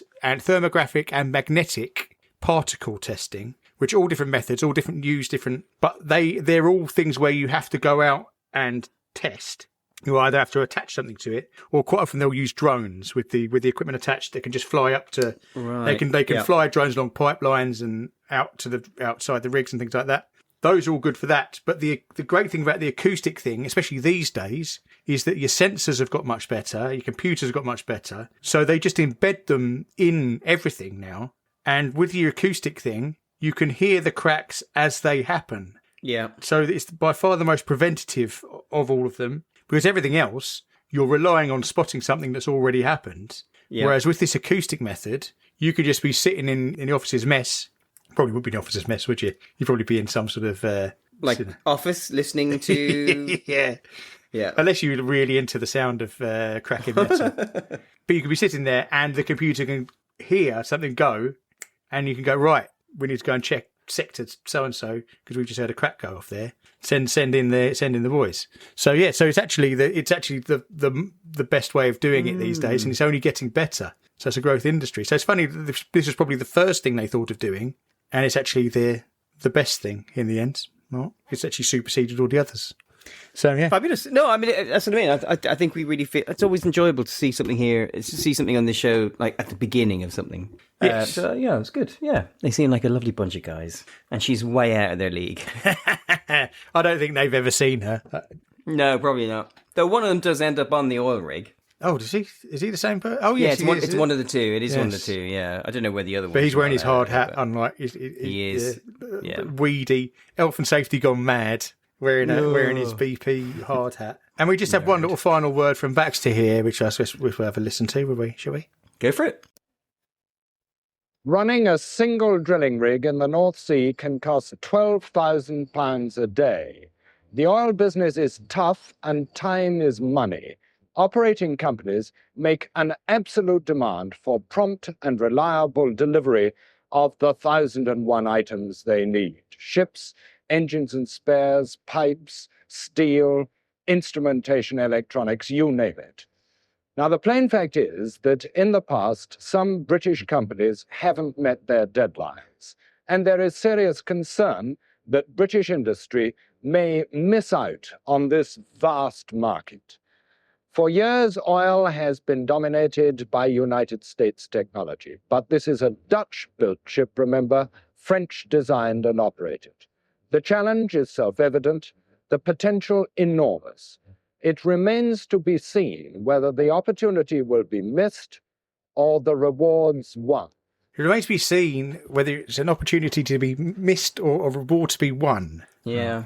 Well, I've just got a tiny little factoid here for you, Mark. Ooh, go for it. A small coda. The Government Pension Fund of Norway, which is Norway's sovereign wealth fund here. Yep. Only established in 1990. I thought it was established at the beginning of all of this, but it wasn't. It's only 1990 they established it.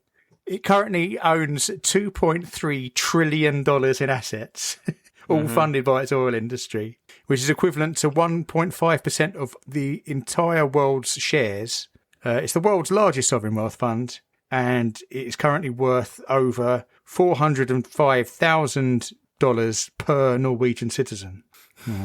And Britain got £330 billion of tax. Yep.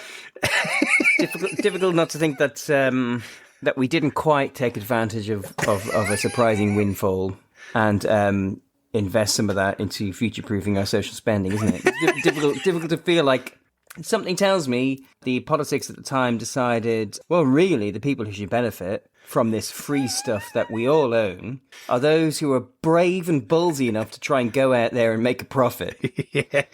Yeah. All right, well done, everyone. Which is why we need to get out there, Mark. That's true. Yeah, you're right. Let's go grab our bag. Yes. And stick it in our lockup.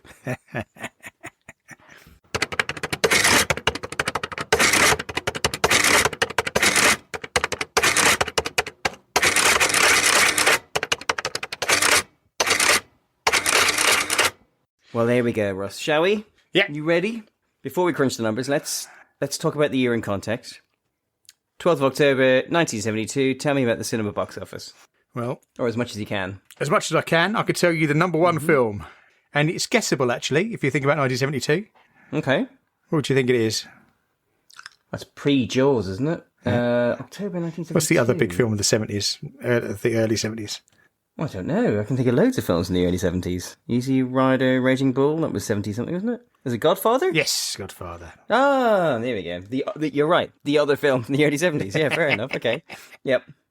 Easy Rider, Raging Bull is a book, anyway. They're two different films. Oh, yeah, sorry. It's on my shelf. That's what I was looking at. That. Yeah, you're right. Yeah, it is. Daniel, isn't it? Biskind or something like that, isn't it? Yeah. His follow-up wasn't quite as good. He's a bit too fond of the Weinsteins for... Oh, yeah, he is, isn't he? Yeah, that's where I really read about the Weinsteins, actually, that book. So that's the only film, I'm afraid, Mark. So, okay, cool. Pop chart. Number 10, Donna by 10cc. Okay. That's Donna the name rather than the kebab. Yeah. Number 9, In a Broken Dream by Python Lee Jackson. Don't think I know that one. I probably have heard of it. I heard it, but... Number 8, Burn in Love, Elvis Presley. Have you seen the Elvis in concert film yet? It came out this year. No. It's brilliant. It's so good. Was it good? Loved it, yeah. One of my favourite films of the year. Number 7, Too Young, Donny Osmond. Number 6, Wigwam Bam by The Sweets. Number 5, Children of the Revolution by T-Rex. Good song. Number 4, your favourite, I Didn't Know I Loved You Till I Saw You Rock and Roll by Gary Glitter. Number 3, You're a Lady, Peter Skellern. Number 2, How Can I Be Sure, David Cassidy. And number 1, Mouldy Old Dough by Lieutenant Pigeon. A tune that is constantly playing in my head at various points of the week. What about the advert? What have you plucked? This is interesting, Mark. I noticed when I was looking, there's an enormously large number of adverts for smoking. Obviously, smoking's back, as I keep saying. But yeah, it seems like smoking was a big thing in the early 70s. So I found, and it turns out that cigarette adverts were banned on television in 1971, but they were still allowed in the cinema. 71, sorry. They were still allowed in the cinema. Interesting. So I found this lovely, extremely glamorous cinema advert for John Player cigarettes. And just look how, I mean, you just really want to live, how suave everyone is, and you really want to live this man's life. In this modern world, just occasionally something very special happens. The brilliance of diamonds by Gerard, a limousine by Park Ward, the delicacy of porcelain by Meissen. And now, in cigarettes, John Player Special, created by players to be the world's finest achievement in Virginia cigarettes. A shade longer, many shades more desirable than any other cigarette you've experienced.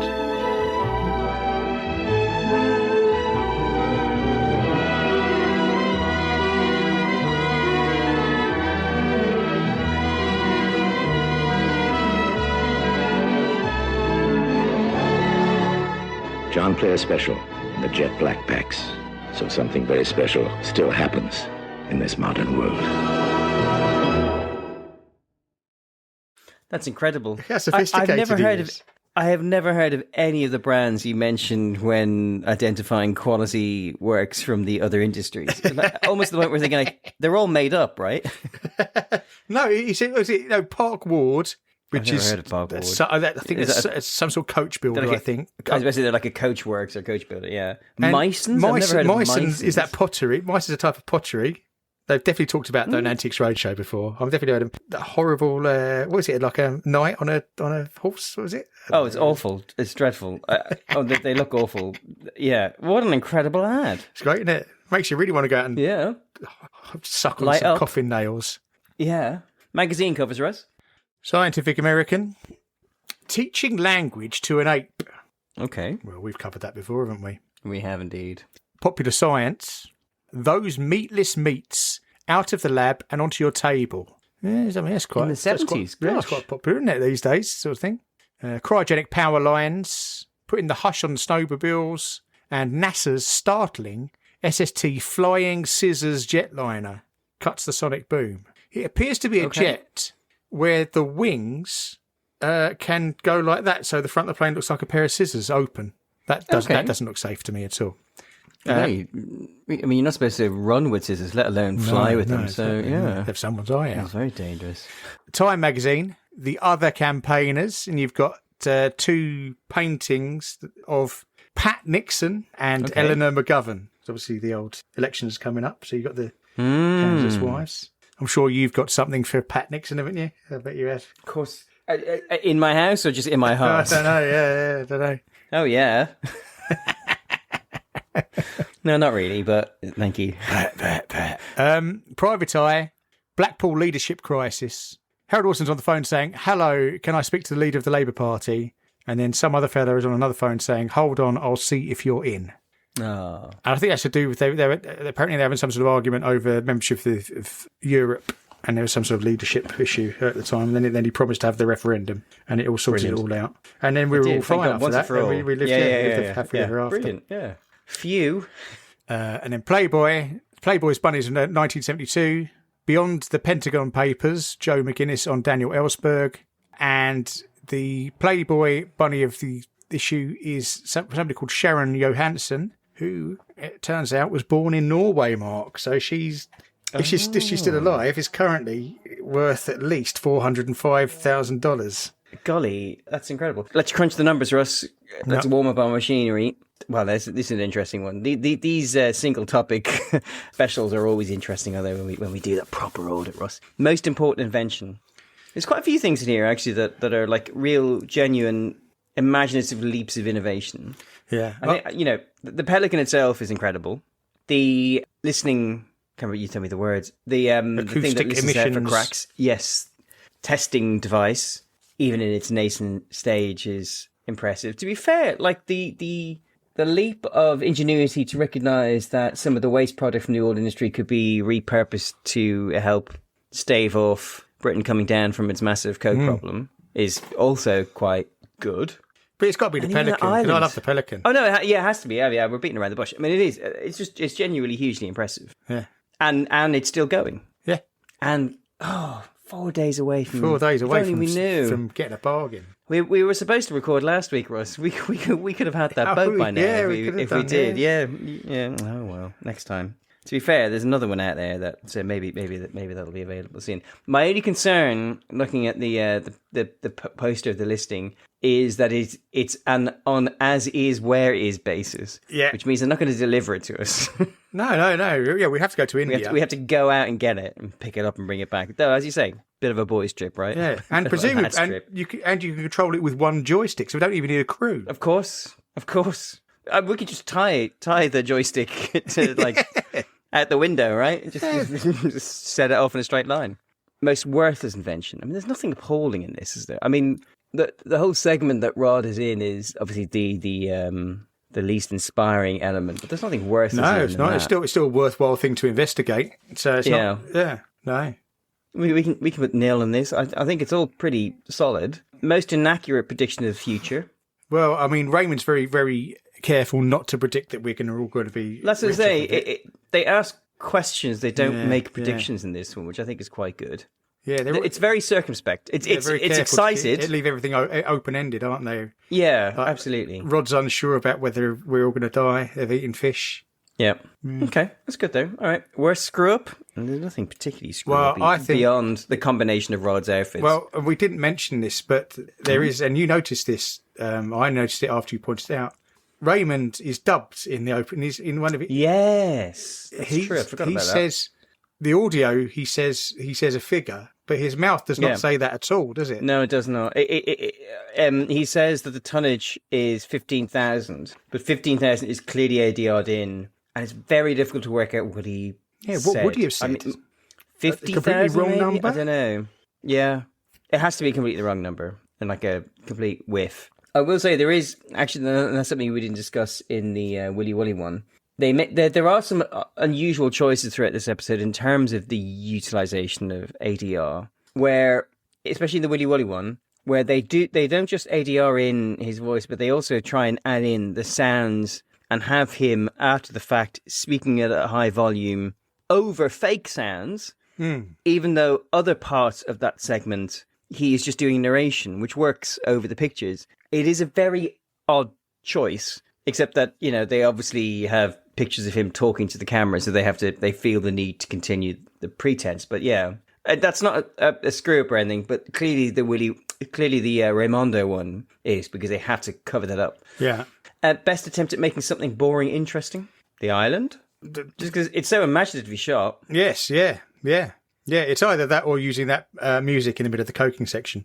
Oh, that's the winner. But there's also the winner of the next one, right? Music as well. But it can be both. Yeah. Because that is the most boring part of the program, and then all of a sudden there's an absolute stone cold banger in the middle of it.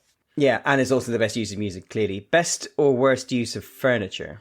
Not a huge amount of furniture in this. There's the desk that the man's gutting fish on.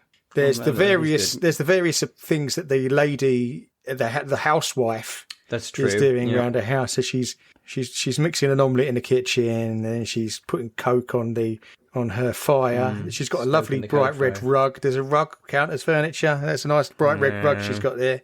She's using a gas hob. Well, that's about the only furniture we see. Furniture, yeah. No, I the only one. No, I mean we can nil. Most notable clothing.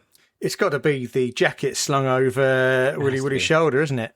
Absolutely, 100%. I mean, there's quite a lot to choose from in this episode. Plenty. But that stands tall. Yeah. I mean, if it's good enough to be the title card for this episode, it's good enough to win this particular section.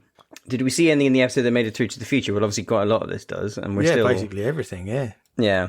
Although we are now closer to the end than the beginning, so if we did this in 10 years' time, one wonders if the whole of the North Sea would be now just abandoned. Dry as a bone. Dry as a bone. But yeah, basically everything made it through. I mean, arguably, even Coke did, right? Because it's still used. Yeah, still using industrial processes. Which is kind of remarkable. Blacksmithery. Oh, yes, indeed, which obviously we all need our local blacksmith. Well, actually, I didn't mention this at the time. You can buy sacks of Coke for amateur blacksmithery. Can you now? It's very cheap. Yeah, you can get 25 kilos for 20 quid. That's right, isn't it? That is good value. That seems like a lot. Yeah. And then what does this episode tell us about the 12th of October 1972? There's black gold in them thar oceans, Mark. Yeah, there are, aren't they? And it's theirs for the taking. Basically, brave enough to get it. Give it a couple of years, and Britain will be like Arab sheikhs. We'll be going around in gold Rolls Royces. Yeah. Limousines, all smoking John Player Blacks. Yeah, we'll be smoking John Player cigarettes. Yeah. It's interesting. It's an interesting mix of genuine optimism, probably as a result of kind of just examining the actual innovations that are involved in this industry. But it is remarkably circumspect about we might have all this, but that does not mean that we are there yet. So, which I think is quite nice. It's quite a soberly optimistic episode. What about the tropes, Russ? So, presenter having to speak over louder sounds? I mean, absolutely cracked this one, 100%. Isn't it? I mean, Raymond seems almost willfully standing in front of the loudest things he can find. He really does. Actually, in the one segment on the Pelican that we didn't cover properly, that's the one where he is right at the base. Did you call it the moon window or something like that? The moon right pool. At the base. Moon pool. Right at the base of the ship with the actual kind of drill going down in front of me through the bottom of the ship down, and he's just stood there in his loafers, his slacks, and he's just chatting like we can all hear what he has to say. It's remarkable. There's no niche bicycle inventions. There is something to do with all the rigs. So much. Sadly, we only I think there is suspiciously obvious brand name on the ad-free BBC, BP. and I think actually it is BP. And I think you made a really great observation, which is that we see a lot of signs of BP. Not once do we ever hear mention of the two companies who are actually providing the equipment the BBC are using. So it's clear and blatant lying. No, I don't think so. No. There is some casual sexism, not by just the insertion of their the house housewife. price. Yeah, doing there's that. housewifey But then things. there was also the fact that, I don't know, maybe I'm wrong, but Raymondo refers to the Pelican as he, which I was under the impression... Go on then. Now, this is interesting, Mark. Yeah. I also noticed that. Yes. That he refers to the Pelican as a he. He does. And we've always been told that boats are called she, aren't we? Ships or she, yeah. Sorry, in native tradition. Because boats and submarines, aren't they? I and mean, small vessels. If only we knew someone who was an expert on this, Mark, who we could consult. But I then tried to work out why this would... Well, that's where I got my information. He was quite adamant. Yes, exactly. That's how I know boats are submarines, right? Yes, he was livid at me for... Yeah. However... I tried to work out why it might be, because Raymond's not the sort of man who make such a mistake. No, that's why I found it surprising. And it turns out that the French... It's le boat, is it? The French refer to boat... boats are masculine in France. And that boat is a French... It's a Total boat. It's a French boat. So he's calling it because it's a French boat. That's my assumption. I like that. And you know what? He probably... That's why it seemed surprising to me that he called it a he, and I knew there must be something there. So it seems it makes perfect sense to me that his respect for a French vessel would be something that exists, so therefore he refers to it as a he. Yeah, all right, that's brilliant. Anyway, the casual sexism is the housewife. Right, lab or space filled with darkness or star-coloured lights, not this time. There is a Dutch angle, because obviously the Pelican is from Rotterdam, right? Yes. Item presented from a gantry. We do believe that Willy Woolley talks from a gantry. When he's leaning over the big oil chasm in the centre of the We need to discuss that, because I agree with you that there's a moment where he goes, "Hey, watch this," and he throws something in over the gantry and it goes down into the giant barrel. And I have no idea what we're supposed to gain from that. Yeah, he's just lost a bit of concrete in the water. I think he's just having a laugh. I hope someone fished it out. The episode, I wouldn't say ends in a damn squib. No. It ends on something, but not a damn squib. Woollard or McCann abroad or common in a small European town? I think that's Woollard is in Norway. In Norway. Yeah. There's no lasers, but there are magnets. Yes, some lovely big magnets. Are there any boats for us? Yes, there are boats. Six tugs, Mark. 6 tugs were used to tow that Echo Fisk tank out to sea. They didn't travel to Shepherd's Bush, but although the episode did not end on a damn squib, it most certainly ended with Baxter buggering off. The second he asks a philosophical question, he is bursting past the camera. He practically launches himself off the side of the ship, doesn't he? Basically, he's off. It's incredible. Straight off. So that is the TW tropes and the order complete. The only thing left for me to say, Russ, is that there were 1,409 episodes of Tomorrow's World ever broadcast. We have now successfully, amazingly covered 65 episodes, leaving a scant paltry 1,344 episodes remaining, which means that we have so far successfully ordered 4.613200852%, leaving only 95.386799115% left. And using a bit of bad maths, I currently have us slightly ahead of where we were in the last few episodes, and we should finish on the 10th of November 2041. Well, it's still doable, Mark. It's still doable. Sorry, 2141. I was going to say. Remember, I've knocked a whole century off. No, 2141. Sorry, I was only paying attention to the month there. Yeah. It's still doable, Mark. It's still doable. Yeah. We got this. We got this covered. All right. And I mean, yeah. Although, if we set up this side business we're setting up, might take up some of our time, Mark. But we could start. Oh, I hadn't thought about that. But what would be fun is if we start broadcasting from the oil rig. That's true. We feel a bit like the pirate radio DJs of the 60s, wouldn't we? That's true. And we can make it a tax write-off, right? Yeah, that'd be a bit of fun. Yeah, that'd be like a fun element to it. And with the savings, we can get some dolly birds on board.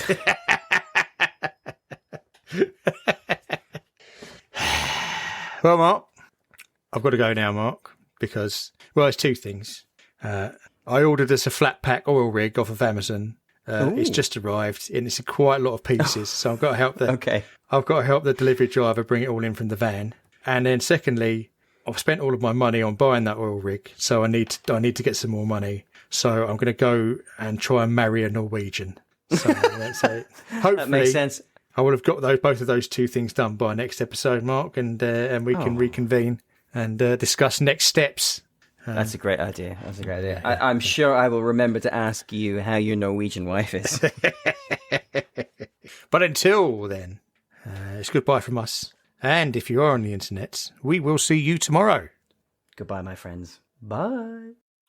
And with that, until the same time next week, when we'll be back on dry land in the studio, good night.